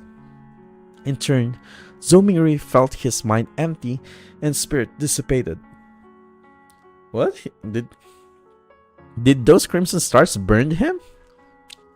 In the Lowen Kingdom's capital, Backland, inside the luxurious-looking villa at the royal district, Audrey Hall sat in front of a dresser. The markings on it were antiquated, and there was a cracked bronze mirror on the surface. Mirror, mirror, awaken. I think this girl is the yellow girl from the trailer, the blonde girl. In the name of the whole family, I command you to awaken. She switched between many different sayings. There was no reaction from the mirror at all. After more than 10 minutes, she finally chose to give up and pouted her lips. In grievance, she said in a murmur, Father was indeed lying to me. He always tells me that this mirror was the treasure of the Solomon Empire's Black Emperor and that it was an extraordinary item. Her voice trailed off, and the bronze mirror which rested on the dresser suddenly glowed into a crimson light that shrouded her completely. In the Sonia Sea, three-masted sailboat that looked like an obvious relic was navigating through a storm. Alger Wilson stood on the deck, his body undulating with the currents at sea, maintaining his balance easily. He wore a robe embroidered with lightning patterns, and in his hands was a quirkily shaped glass bottle, phenomena of bubbles billowing inside the bottle, frost turning into snow, and signs of gusting wind visible alternated. Still short on the ghost shark's blood, Algar murmured. Then at this moment, a crimson burst appeared in the space between the glass and the bottle, and the surface of his palm. In an instant, it enveloped the surrounding as well. In the fog of grey mist, Audrey Hall regained her sight. She started reckoning the situation in a state of horror. Confusion when she noticed the blurry image of the man on the opposite side of her doing the same as well. Immediately, after both of them discovered another mystery person standing not far from them who was shrouded in grey mist, the mysterious person was none other than Zhou Mingrui. He was similarly dumbfounded. Sir, where is this? Audrey and Algar were startled at first, falling silent in the process. Then they immediately started speaking in unison. What are you planning on doing? What is Klein doing? Or what is Zhou Mingrui doing? He just did the ritual, touched the stars, and they met. All of them met. And she is 17 at this point. Her appearance alone makes me smile. Yeah. You need to wait for one more year for her to be legal. In chapter 6, Beyonder. Bro is about to pull the biggest bluff. I think this will be the interesting part. Not only that they speak in the same Loan language, they also share the same grim, intense vibes. Where am I? What do I plan to do here? I would like to know too. Calming himself, Zhou Mingrui silently repeated the questions posed by the two. What left the deepest impression of him were neither the sentences formed by words nor the meanings behind them, but the display of bewilderment, vigilance, panic, and reverence by the couple. For some baffling reason, two people have been mysteriously dragged into this world, surrounded by grey fog. As perpetrator, Zhou Mingrui was already feeling abnormally dumbfounded and startled, let alone the couple who was pulled into this mess completely facilely. For them, such events and encounters might already be beyond their imaginations, right? Momentarily, Zhou Mingrui thought of two options. The first option was feigning victimhood to hide his true identity, in turn gain a considerable amount of trust. He could then have a wait-and-see approach and take advantage of his circumstances where necessary. The other option was to maintain his mysterious identity in the eyes of the couple. He could then affect the subsequent development while gleaning valuable information from them. I see. Now I get it why bro is about to pull up his biggest bluff. Without the luxury of time to deliberate over the situation, he grasped hold of the thought that flashed across his mind. He made an immediate decision to try out the second idea. Exploit the psychological state of others to gain the greatest advantage of himself. After a few seconds of silence in the fog, Zhou Mingrui chuckled with a low but not heavy tone. He calmly attempted as though he was replying to the polite greetings from the visitors. An attempt? Audrey Hall looked at the mysterious guy veiled in the grayish white fog, and the only thought was that whatever was happening was absurd, funny, horrifying, and weird. She was at the dressing table inside her bedroom only moments ago, but just by turning around, she had come to this place that was filled with grey fog. How inconceivable! Audrey took a deep breath, revealing an impeccable, courteous smile. She asked in a somewhat perturbed way, "Sir, is the attempt over? Might you permit our return?" Alger Wilson also had the intention to probe Zhou Mingrui in a similar fashion, but his rich experience made him statelier. He held back his impulse and only took on the role of silent onlooker. Zhou Mingrui looked at the questioner, looking through the hazy mist. He could roughly see the silhouette of the person in question. It was a tall girl with smooth blonde hair, but her exact countenance could not be seen directly. He did not rush to reply to the girl's question, but turned around to look at the man. He had messy dark blue hair, as well as medium stature that was not considered stout. Zhou Mingri suddenly realized something. Once he became stronger, or had a deeper understanding of the foggy world, perhaps it was possible for him to see through the fog and discern the girl and the man. In this situation, they are the visitors, and I am the master. After changing his mindset, Zhou Mingri instantly noticed details that he had neglected earlier on.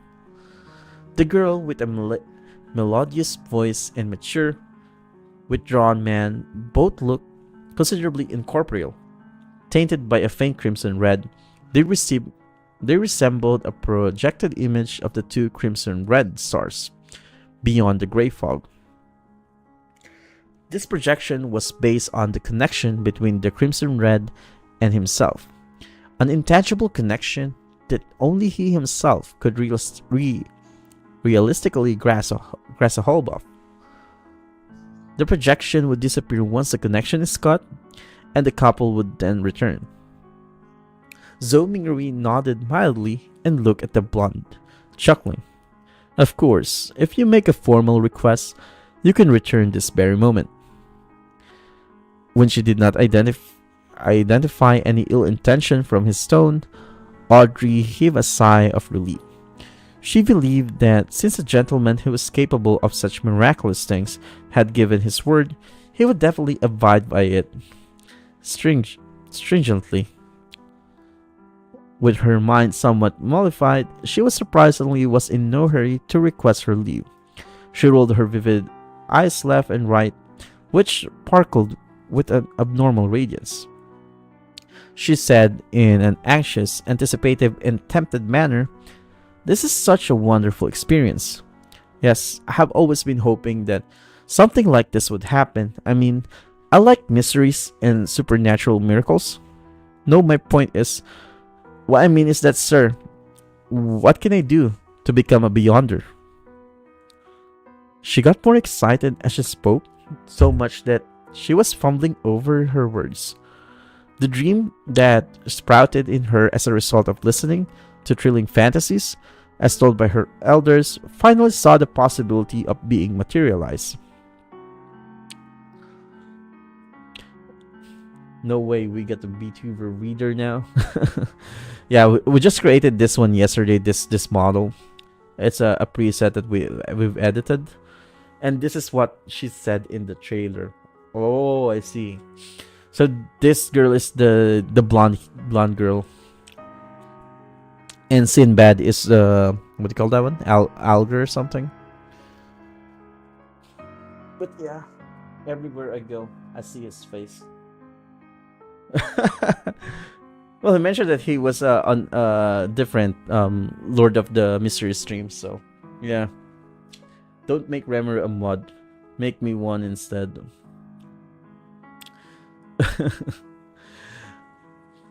Yeah, we'll do that. I'll figure out how to add a mod in the future after this stream. But where am I again? Let me drink some water real quick.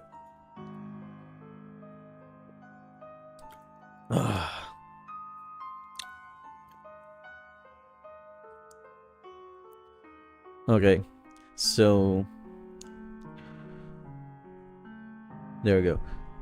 However, with just a few words, she had already forgotten all her previous fears and horrors.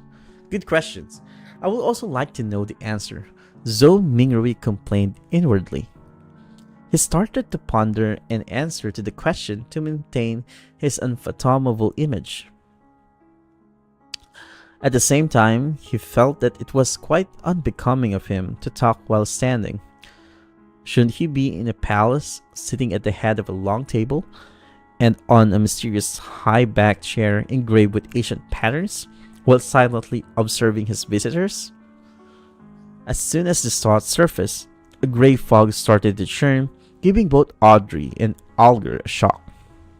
In an instant, they saw a number of towering stone pillars around them. Above them was a vast dome that encapsulated them.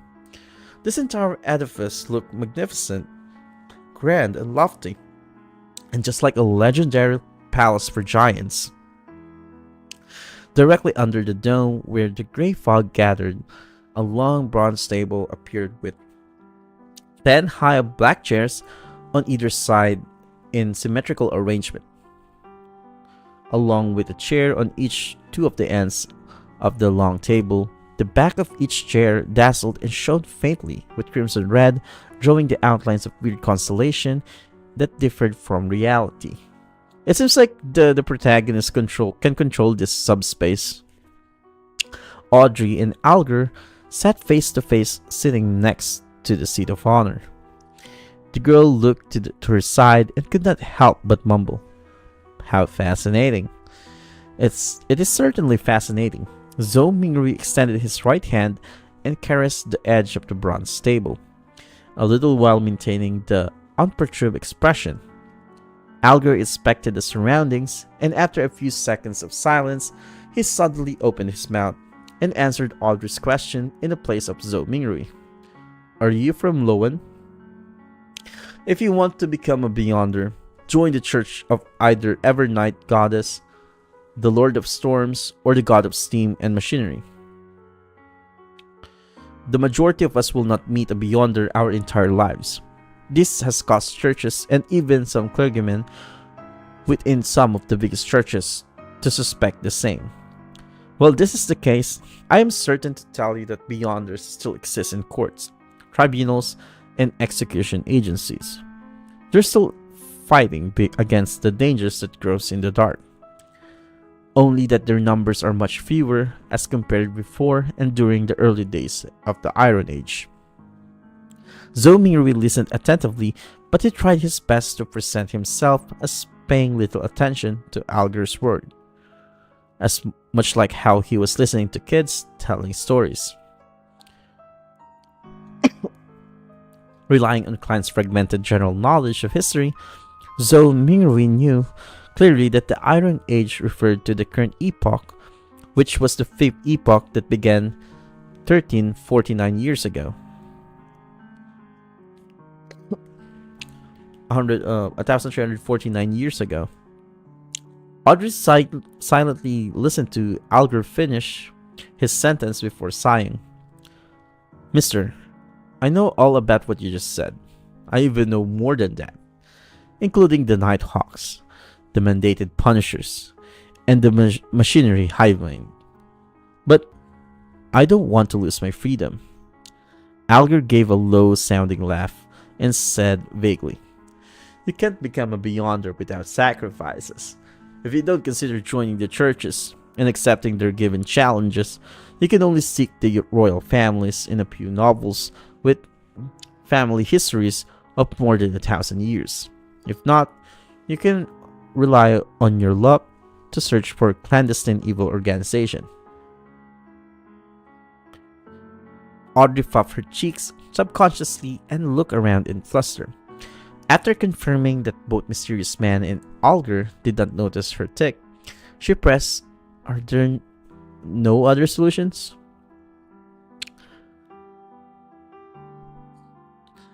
Alger sank into silence. About half a minute later, he turned around to look at the Mysterious Man, who was watching the two of them in silence.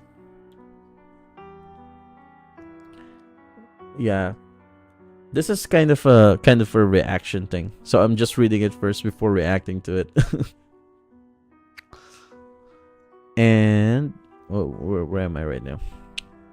Realizing that Zhou Mingrui had no plans to make any comments, he looked back at Audrey and said, "Deliberation, I have two sets of Sequence 9 potion formulas."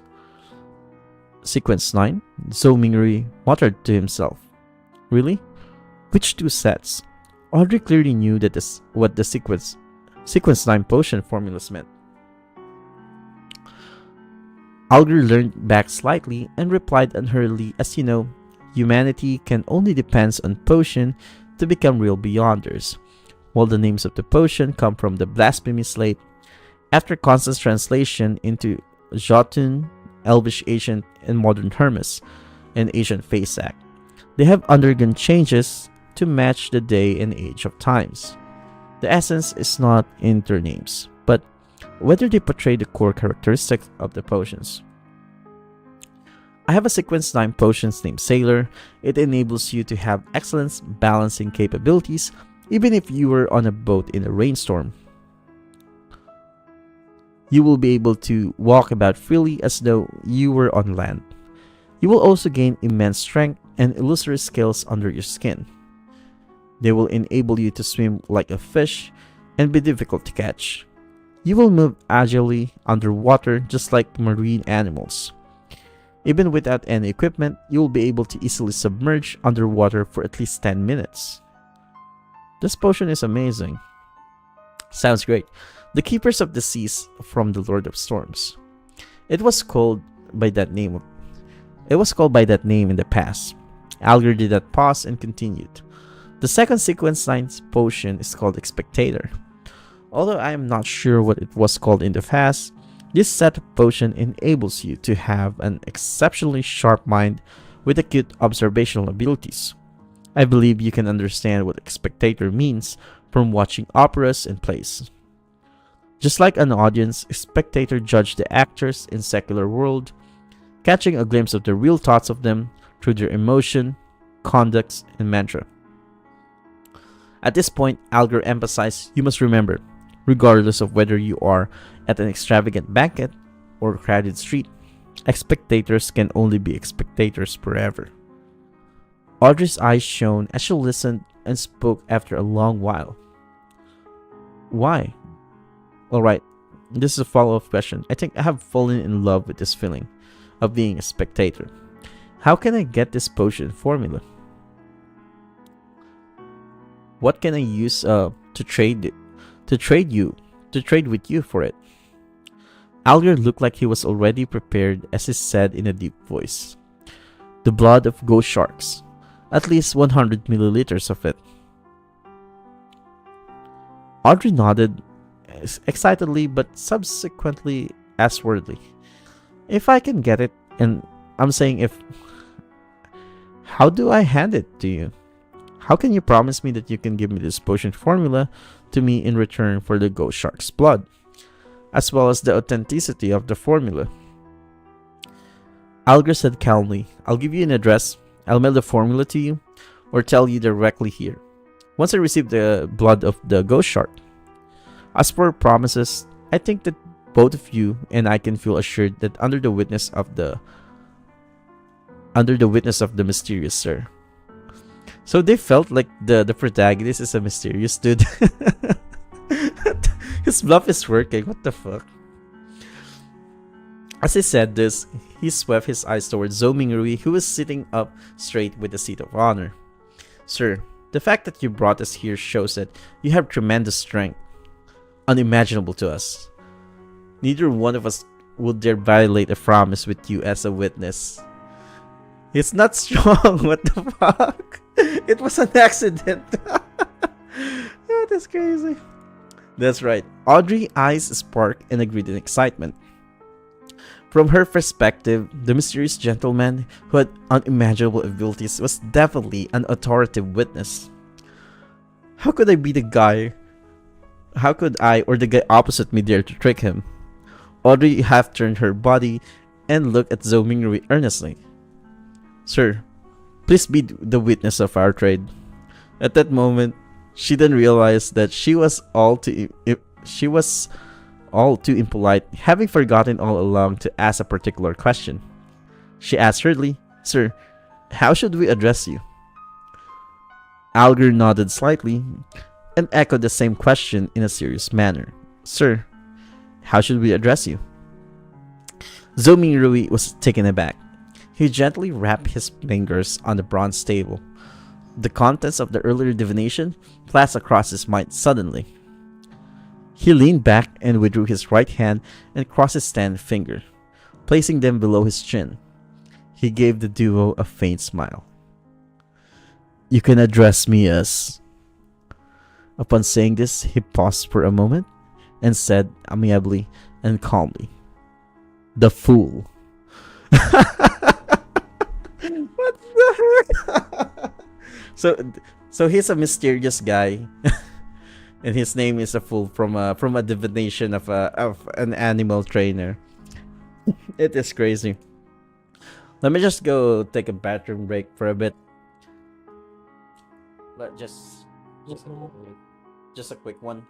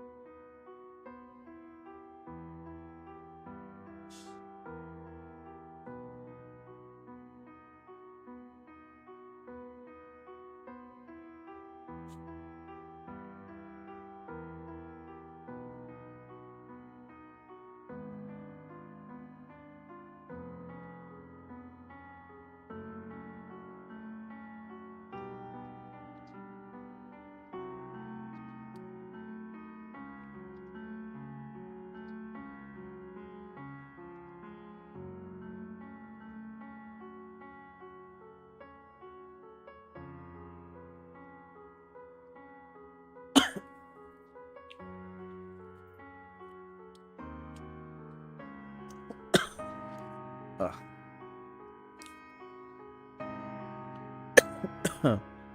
yeah, I'm back. So that's how the fool, how he was named a fool. Pretty crazy. The Red Devil, great minds think alike. Yeah, great minds think alike. I hope you would survive the slow pace factor of this volume. Yeah, I will. I plan to finish this. There's only like 1,400 chapters. I've read novels with more than 3,000 chapters. So I think this will be a chill one. However, the only difference is that I'm just reading this on stream. Oh, code names. And yeah, let's go. So you can address me as the fool. The simple answer soon emanated through the grand hole and dissipated into the fog. However, the voice kept resonating in Audrey's and Alger's heart, stirring up one ripple after another. They never expected such designation, but they felt that he was deserving of it. The designation perfectly embodied his image as somewhat mysterious and powerful and bizarre. No, they easily got fooled. I feel I worry about this too. They never expected such a designation, but they felt that. There you go. After a few seconds of silence, Audrey stood up and held up her skirt slightly and bent her knees, curtsying to Zhou Mingrui. Honorable Mr. Fool, would you please permit me to take liberty of requesting you to be the witness of our trade? It's nothing. Zhou Mingrui's mind weird as he answered in a way that matched his status. It's our honor, Mr. Fool. Alger stood up as well. He bent his back slightly with his right palm over his chest. Zhou Mingrui lowered his right palm and smiled. Continue, the both of you. Alger nodded and sat back down before looking at Audrey. If you can obtain the ghost shark's blood, get someone to send it to the Warriors and Sea Bar at Pelican Street in the White Rose Borough of Prince Harbor. Tell the boss, Williams, that it's what the captains want. Once I acknowledge the receipt, I will you be giving me an address to mail the potion formula to, or do you want me to tell to you or do you want me to tell to you here directly? Audrey thought for a moment before saying it with a smile. I will choose the more secure method. Let's do it here, although it's a test of my memory. Since Mr. Fool had agreed to bear witness for the trade, it also represented that there will be a similar gathering for the next time. With this in mind, she suddenly turned her head as she looked at Zhou Mingrui with sparkling eyes with a tone of interest. She suggested, Mr. Fool, would you mind making a few more attempts like this? I have never read a 3K chapter novel. If I count sequels, then I have. It's just easy. I mean, once you get like addicted to reading web novels, like it's like doom scrolling in TikTok, or like watching YouTube shorts. You just read it until you finish it, and you don't know what chapter you're in, and sometimes it resulted to thousands of chapters.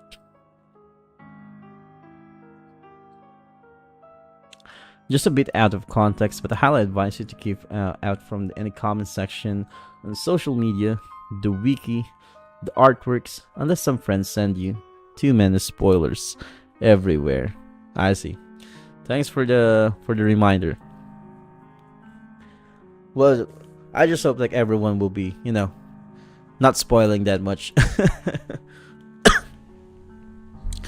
And yeah, there it goes. Alger listened to her suggestion calmly. He was tempted by the suggestion as well. He hurriedly echoed, Mr. Fool, don't you find such gathering interesting? Although your powers exceed our imaginations, there has to be certain domains that you don't understand or excel in. The person across from me is obviously a young lady of lofty stature. I also have my unique set of experiences, insights, mediums, and resources. Perhaps there will come a day when both of us can help you complete something trivial that might be inconvenient for you. From his point of view, the fact that he had been pulled into the space without any warning or any means to resist meant that the mysterious Mr. Fool was in control. Participating in the gatherings was not necessarily something he could refuse. Therefore, it would be better to reap the benefits of this encounter as much as he could make up for his passive and disadvantaged state. The three you at the long table had different backgrounds, resources, information channels, and comprehension of the mystical domain. If they interacted and enjoyed some limited cooperation, they could produce unpredictable and immeasurable effects. The resource trade that had just been negotiated was one example. Another example would be if he wished to kill someone, he could easily request the gathering members who did not appear to be related to him, both on the surface and in reality, for help.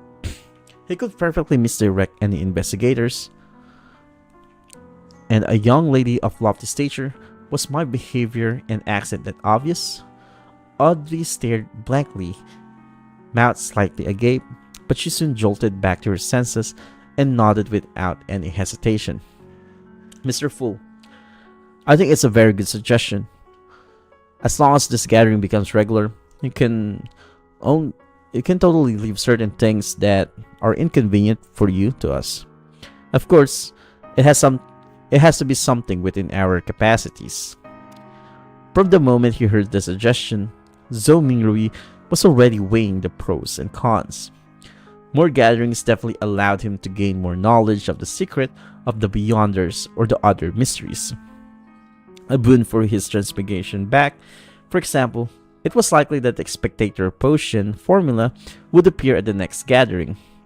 Similarly, the information he has gained was bound to be helpful for his present life.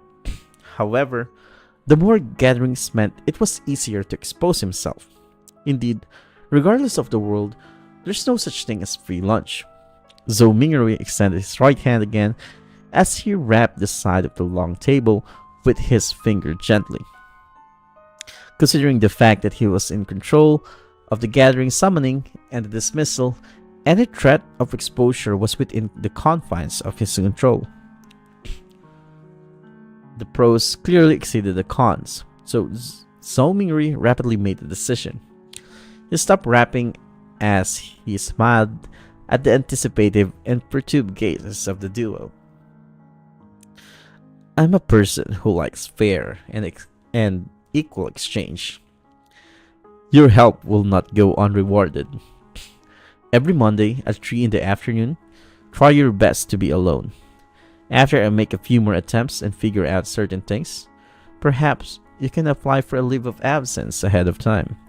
You will no longer need to worry about being in inappropriate situations. This was a form of agreement to Alger's and Audrey's suggestions. Audrey just turned 17, and she is 17, so she's still a red flag. having been taking care of her entire life, she had the character of a young girl. Therefore, she could not help but clench her fists and gradually pump it in front of her chest when she heard the fool's reply. Without waiting for Algers to say a word, Audrey said in excitement, her eyes glowing, "Then, shall we give ourselves codenames? After all, we can't use our real names for conversation." Although I might not be able to deceive Mr. Fool regarding my true identity, the person opposite me poses some danger. I must not let him know who I am. Good idea, answered Zhou Mingrui in a simple and relaxed manner. You are Mr. Fool, which is derived from tarot cards. Then, as fixed long-term and secretive gatherings, we should be uniform in our designation. Yes, I'll also choose one from the tarot cards. Her tone slowly turned joyous. I've decided my designation shall be Justice. It was one of the 22 major Arcana tarot cards. What about you, mister? Audrey cheekily smiled at her partner sitting across from her. Alger frowned slightly before relaxing it immediately. The Hanged Man. It was another major Arcana card. Alright, then we can be considered as the founding members of the Tarot Club. What the heck? Tarot Club? What's with the naming? Audrey was the first to blurt it out happily, only to look fearfully at the fog-concealed Zhou Mingrui. Will that be alright, Mr. Fool? Zhou Mingrui shook his head in amusement. You can decide on such trivial matters by yourselves. Thank you. Audrey was clearly thrilled. Following that, she looked at Alger. Mr. Hangman, can you repeat the address again once more? I'm afraid that my memories will fail me. No problem. Alger was very pleased with Audrey's seriousness as he repeated the address once more.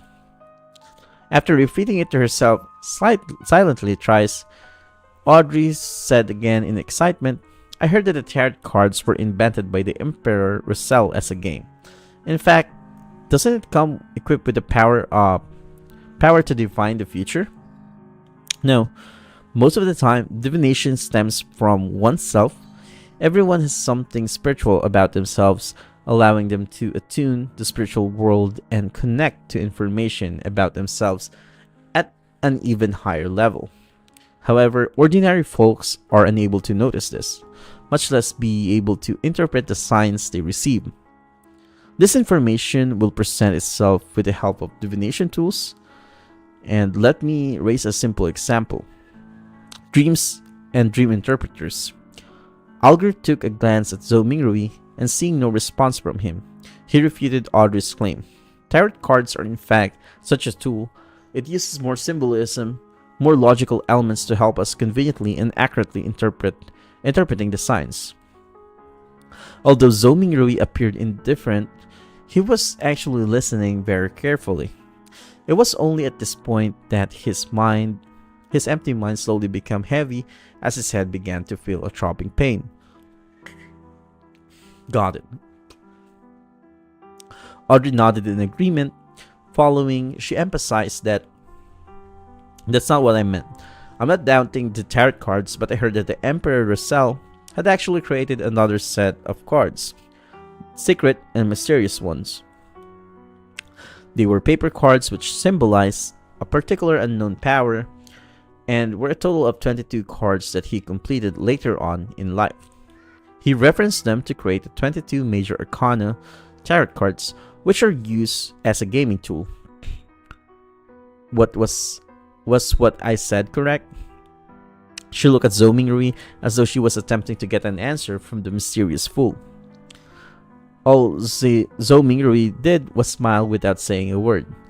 He cast his gaze at the hanged man as though he was putting himself to the test. Algar subconsciously straightened his back and said in a deep voice, "That's right. It said that the Emperor Russell had seen the blasphemy slate, and that set of paper cards contained the profound mysteries of the 22 paths of the divine." 22 paths of the divine, repeated Augury with a long turn. At that moment, Zhou Mingrui's headache intensified. He felt that his invisible connection with the Crimson Star and grayish-white fog was beginning to falter. "Alright, this will be all for today's gathering," he said in a deep voice after making the decision immediately. "By your will." Algar bowed his head respectfully. "By your will." Audrey mimicked the hanged man. She still had many questions and thoughts, thus she was unwilling to have it end soon. As Zhou Mingrui severed the connection, he said with a smile, "Let us look forward to the next gathering." He's a good actor, not gonna lie. And the stars brightened once more as the crimson light receded like water. Just as Audrey and Algar heard Mr. Fool's word, their figures turned into blur as they paced away.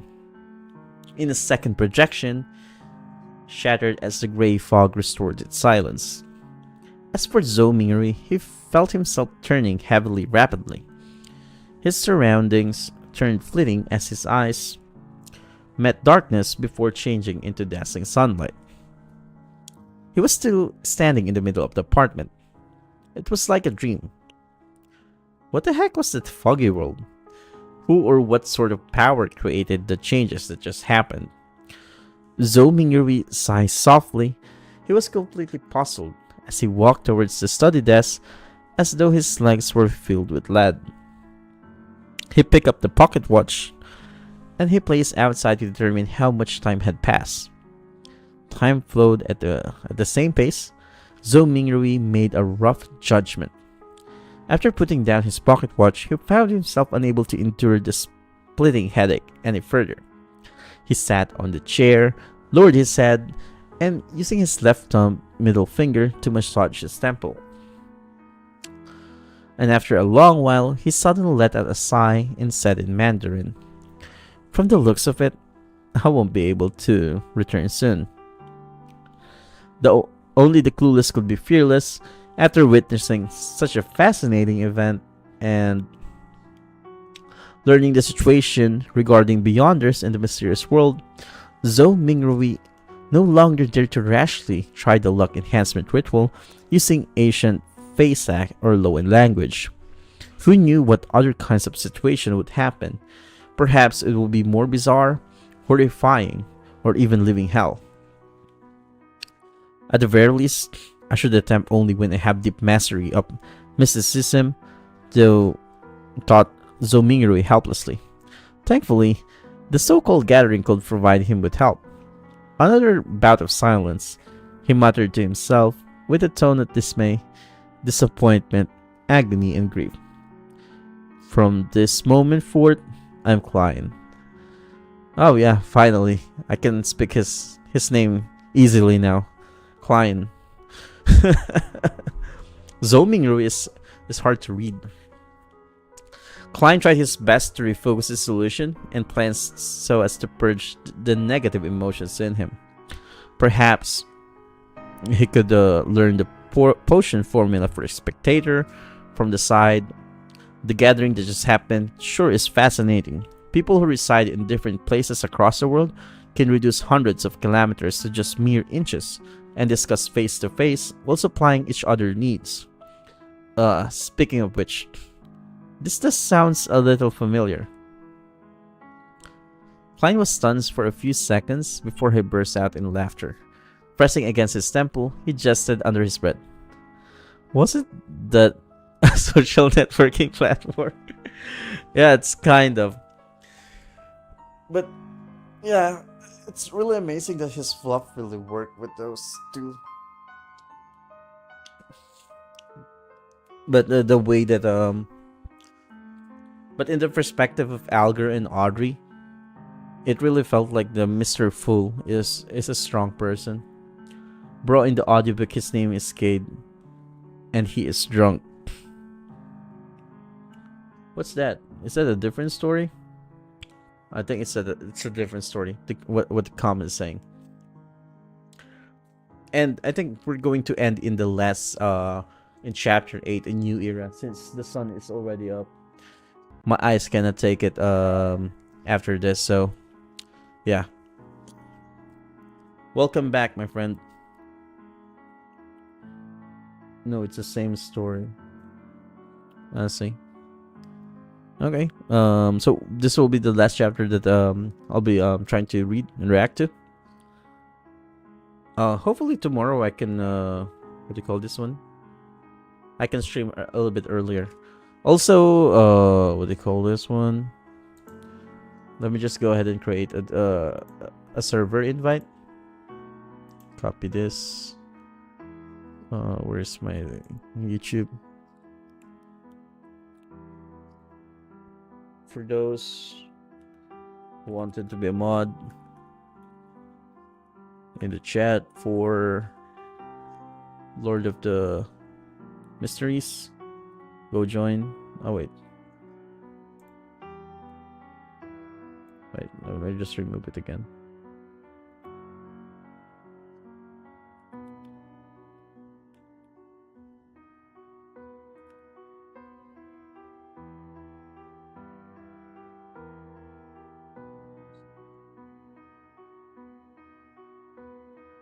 There you go. Okay, chapter 8, a new era. And whoosh. A howling wind accompanied the downpour. A three-mast sailboat was tossed around the crests and troughs of the incoming waves, as if it was being towed by a giant. The crimson glow in Alger Wilson's eyes faded. He found himself still remaining on the deck, and nothing appeared to have changed. Almost immediately, the quirkily shaped glass bottle in his palm shattered, and the frost within melted into the rain. In seconds, there were no longer any traces left that suggested the existence of the wondrous antique. A hexagonal crystal-like snowflake emerged on Alger's palm. It then faded rapidly until it was seemingly absorbed by the flesh, vanishing completely in the process. Alger nodded a hardly noticeable manner, as if he was thinking about something. He remained still and silent for a full 5 minutes. He turned around and headed for the cabin. As he was about to enter, a man who wore a similar robe embroidered with lightning patterns from the inside. This man, who had soft blonde hair, paused and looked at Alger. He held his right fist to his chest and said, "May the storm be with you." Yeah, I got a lot of variety. Light from trash to decent to not bad. It might be a shoujo romance, so it might also be a parry fantasy set into aristocratic era, the equivalent of isekai. Craze in JP Media. Yeah. The one that I'm digging in terms of Japanese light novel is the one that being reincarnated as a villain in the game, and most of them are like in a aristocratic era as well. And no figure shit. Yeah, most of them are pretty safe. Not gonna lie. Just simply look for like just type villain in novel updates. You'll see like a lot of good recommendations there. And yeah, where am I now? Algar replied with the same words and gesture. There were no mentions on his rough face, which had a well-defined structure. Algar entered the cabin and after the greeting and proceeded to the captain's cabin, situated at the far end of the corridor. Surprisingly, he did not encounter any sailors on the way. The whole place was as quiet as a graveyard.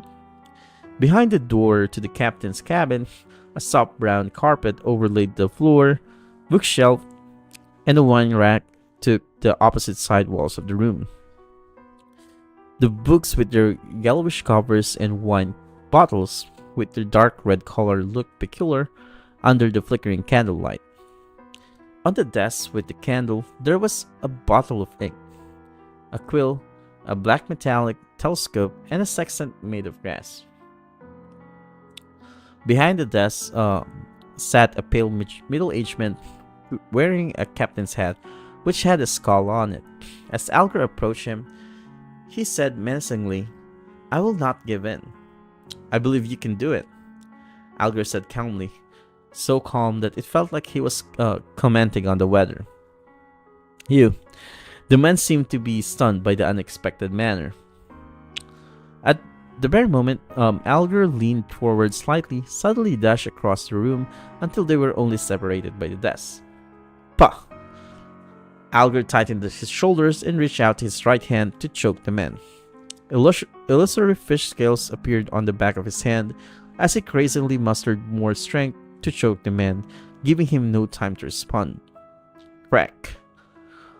Amid the crisp-cracking sound, the man's eyes widened as his body was lifted up. His legs twitched furiously before they soon became motionless. His pupils began to widen as he stared aimlessly. There was a stench from between his legs as his pants gradually turned moist. He wet his pants. So it seems like the potion that Algar mentioned to Audrey was real after all. While lifting the man, Algar lowered his back and strode towards the wall. Bang!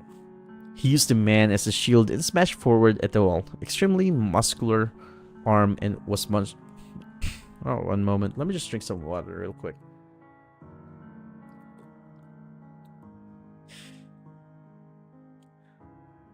Yeah, have a good one, bro. Have a good one. I don't have I'm installed it right now. Or you can just simply use the website or browser for Discord. Where am I now? There you go. A hole cracked open in the wooden wall and rain poured in, accompanied by the scent of the ocean.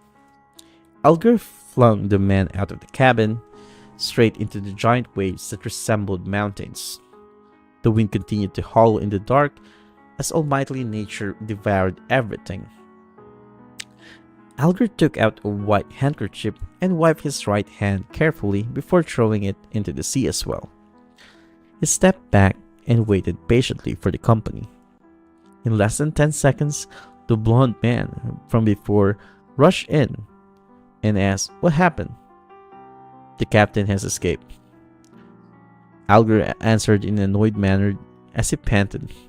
I didn't know he still had some of his Beyonder's power." "Damn it!" the bland man cursed softly. He went up to the opening and stared into the distance. However, nothing was visible except for the waves and the rain. Forget it. He was just extra loot, the blond man said, waving his arm. He will still be rewarded for finding this ghost ship from the Tudor era. Even if he was a keeper of the sea, he would not have hastily dived into the sea under this weather condition. I mean, Algar throwed him. The captain will not be able to survive much longer if the storm continues, Aldous said as he nodded in approval. The wooden wall was repairing itself at a discernible rate. He gazed at the wall and turned his head subconsciously towards the rudder and the sail. He was perfectly aware of what was going on behind all the wooden planks. The chief mate, the second mate, the crew, the sailors were not present. There was no living person on board. Amidst all the emptiness, the rudder and the sail moved eerily by themselves. Alger again pictured the fool, who was covered in grayish-white fog, and sighed. He turned back and looked outside the mighty waves and spoke as though in a reverie while filled with anticipation and awe. A new era has begun. Empress Borough, Buckland, capital of Lewin Kingdom. Audrey Hall pinched her cheeks in disbelief of her encounter a while ago. On the dressing table, in front of her, the old bronze mirror had shattered into pieces. Audrey cast her gaze downwards and saw a swirling crimson on the back of her hand. It was like a tattoo depicting a star. The crimson gradually faded and disappeared into her skin. Only at this point in time was Audrey certain that it was not a dream. Her eyes twinkled as she grinned. She could not help but stand up before bending down to lift up the hem of her dress. She curtsied towards thin air and started dancing lively. It was the ancient elf dance, the most popular dance among the royalty at the moment. She had a bright smile on her face as she moved about gracefully. Knock knock. Someone suddenly knocked at her bedroom door. Who is it? Audrey immediately stopped her dance and asked as she tidied her dress to look more elegant. My lady, may I come in? You should start to prepare for the ceremony. Audrey's maidservant asked from the outside of the door.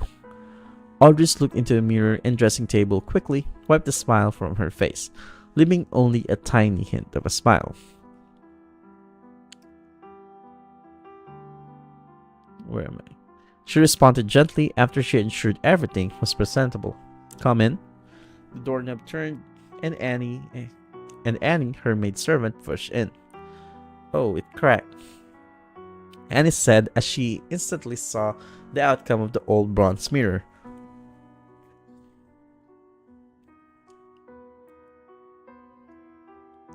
Audrey blinked and said slowly, yes, Susie was here just now. I'm sure you know she likes to wreak havoc. Susie was a golden retriever that was not much of a purebred. It was a gift given to her father, Earl Hall, when he bought a foxhound. Nevertheless, Audrey adored it. You should train it well, Anne said, as she picked up the pieces of the bronze mirror adeptly with care and lest it hurt her mistress. As she finished tidying up, she asked Audrey with a smile, which dress do you want to put on? Audrey thought for a while and answered, I like the dress designed by Mrs. Gina for my 17th birthday. No, you can't wear the same dress twice for a formal ceremony or others who gossip about questions the whole family's financial ability. Annie said, shaking her head in disagreement.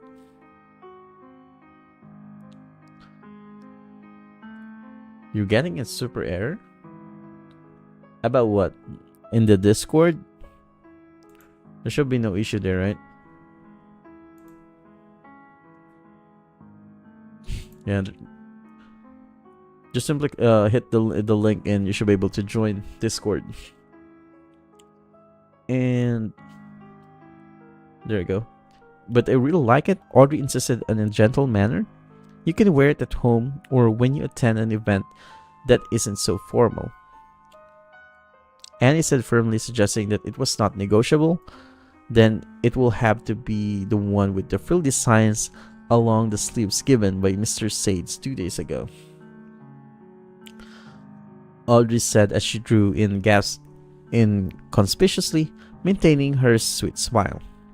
You always have a good taste, Annie said as she stepped back and shouted towards the door. The sixth dressing room. Ah, forget it. I shall fetch it myself. Maid servants began to work. The dress accessories, footwear, hat, makeup, and hairstyle, everything had to be taken care of. Maid servants began. When it was almost ready, Earl Hall appeared in at the door wearing a dark brown waistcoat. He had a hat sharing the same color as his clothes and a nice mustache. His blue eyes filled with joy, but his loosening muscle, widening waist, and wrinkles were obviously destroying his handsome youth.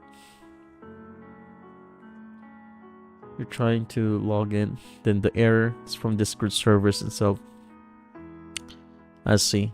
So that's it. So just join at a later time. There might be having an issue right now at your at the server in your location, I guess. Because in my end, it's working properly. And there it goes. So the most dazzling jewel of the backland, it is time for our departure. Earl Hall said, knocking at the door twice.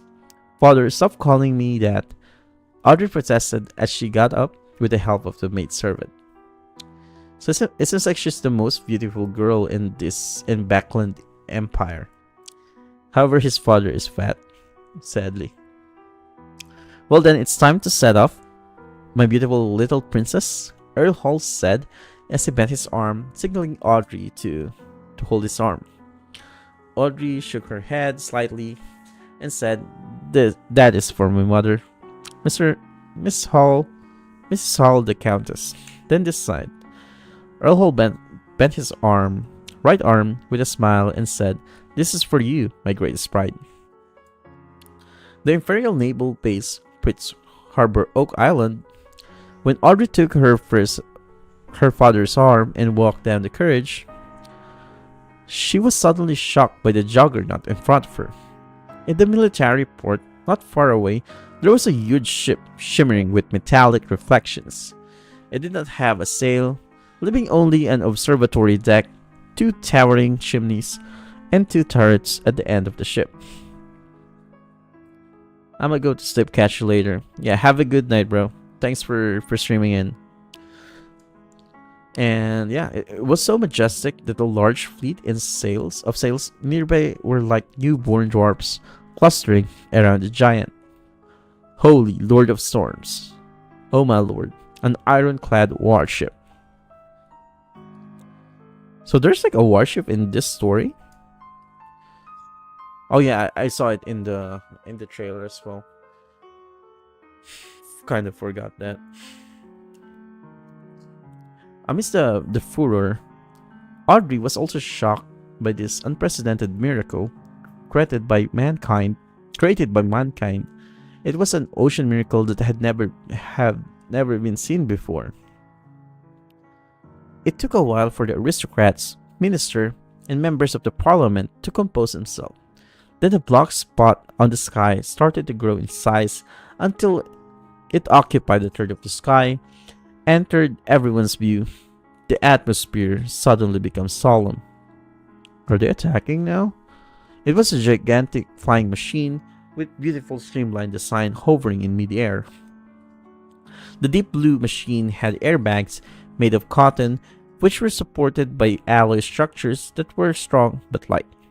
The alloy structure's bottom had openings mounted with machine guns, projectile launchers, and muzzles. The exaggerated humming noise from the ignition steam and tail blades produced a symphony that left everyone amazed. The king's family arrived on their airship, exuding a lofty and indisputable authority. 2 swords, each with a ruby crown at the handle, were pointing vertically down and reflected the sunlight on both sides of the cabin. They were the swords of judgment, emblem which symbolized the Augustus family and had been passed down from the previous epoch. Audrey was not yet 18, so she had not attended the introductory ceremony, which was an event led by the Queen that marked one's debut into the Backland social scene. To announce her adult status, therefore she could not be nearer the airship and had to remain silent at the back to watch the entire event. It's getting late here. I gotta sleep. I'll finish my college test before I sleep in the process. Yeah, have a good night, my friend. Thanks for watching. See you again next time. And we'll just be continuing this. And yeah. Nevertheless, it didn't matter for her. In fact, she was relieved that she did not need to deal with the prince. The miracle that mankind used to conquer. The sky touched down gently.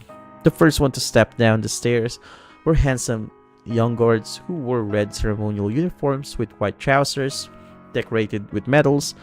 They formed with two lines with rifles in hand, and they were awaiting the appearance of King George III, his queen, and the prince and princesses. Audrey was not new to meeting important people, so she showed no interest at all. Instead, she had her attention on the two statue-like black armored cavalry flanking the king. In this era, the iron steam and cannons, it was surprising that there was still someone who could still bear wearing full armor. The cold metallic luster in the dull black helmet conveyed solemnity and authority. Could they be the higher order disciplinary paladins? Audrey recalled snippets of casual conversations. She was curious, but did not dare to go close. The ceremony commenced with the arrival of the king's family. Incumbent Prime Minister Lord Augustin Negan went up to the front, and he was a member of the Conservative Party and the second non-aristocrat to become the Prime Minister till this very day. He was given the title of the Lord for his great contribution. Of course, Audrey knew more. The main supporter of the Conservative Party was the present Duke of Negan, Palace Negan, who was a brother of Augustin. Augustin was a slender and almost bald 50-plus-year-old man with a sharp gaze. He surveyed the area before speaking. Ladies and gentlemen, I believe you have witnessed this history-making ironclad warship. It has a dimension of 101 by 21 meters. It has an amazing port and starboard design. The armor belt is 457 millimeters thick. The displacement is 10,060 tons. There are 4 305 millimeters main cannon, 6 rapid-fire cannons, 12 6-pound cannons, 18 6-barrel machine guns, and 4 torpedo launchers. It can reach a speed of 16 knots. It will be the real hegemon. It will conquer the seas. This is a great battleship. Has a lot of guns, especially the main battery, 305mm cannons. And for warships, the bigger the battery or the cannons, the stronger it is, because it can load like a bigger bullets, which has like a lot of firepower, which is pretty crazy. And the crowd was roused by the mere descriptions were enough to instill fearful image in them, let alone the fact that the actual thing was right in front of them. Augustin smiled and spoke a few more lines before saluting to the king, and requested, "Your Majesty, please give it a name. Since it will set sail from Pritz Harbor, it should be named the Pritz." George III responded. His expression showed his delights. The Pritz. The Pritz. The word spread from the Navy Minister and the Admiral of the Imperial Navy. To all soldiers and officers on the deck, they all exclaimed in unison, "The Pritz." George III ordered the Pritz to set sail for a trial in the midst of the gun salutes and celebratory atmosphere.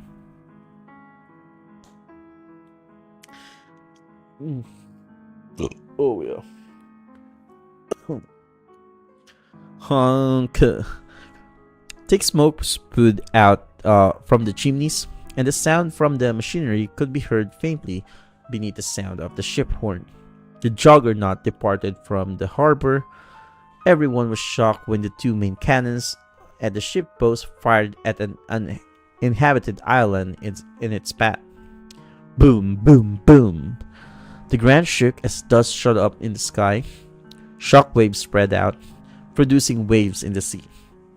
Satisfied, Augustin turned back to the crowd and announced, "From this day on, doomsday will fall on the 7 pirates who call themselves admirals and the 4 who calls themselves kings.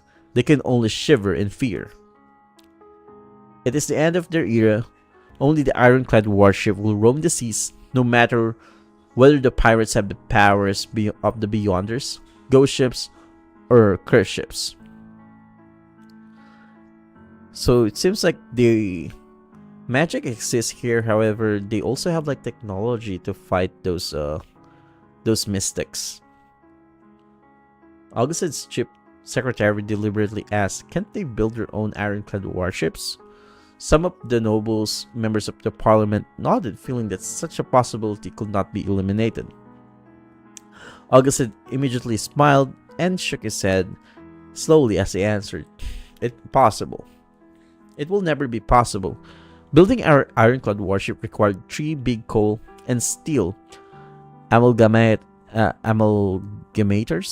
a scale of more than 20 steel factories, 60 scientists and senior engineers from the Backland Cannon Academy and Pritz Nautical Academy, 2 royal shipyards, almost 100 factories for spare parts, an admiralty, a shipbuilding committee, a cabinet, a determined king with an excellent foresight, and a great country with an annual steel production of 12 million tons. Yeah, they have like a lot of resources. The pirates will never be able to achieve it." Having said that, he paused and raised his arms before shouting in agitation, "Ladies and gentlemen, the era of cannons and warship has dawned upon us." Okay, so that is Alger. Oh yeah, this looks good. So yeah, I think that was a fun read. We only reached 8 chapters, which is a pretty slow read for me, but that was fun. And yeah, I think we will be ending the stream on it, and we'll be streaming again this one soon, within this week. So see you again. Have a good one. Bye bye now.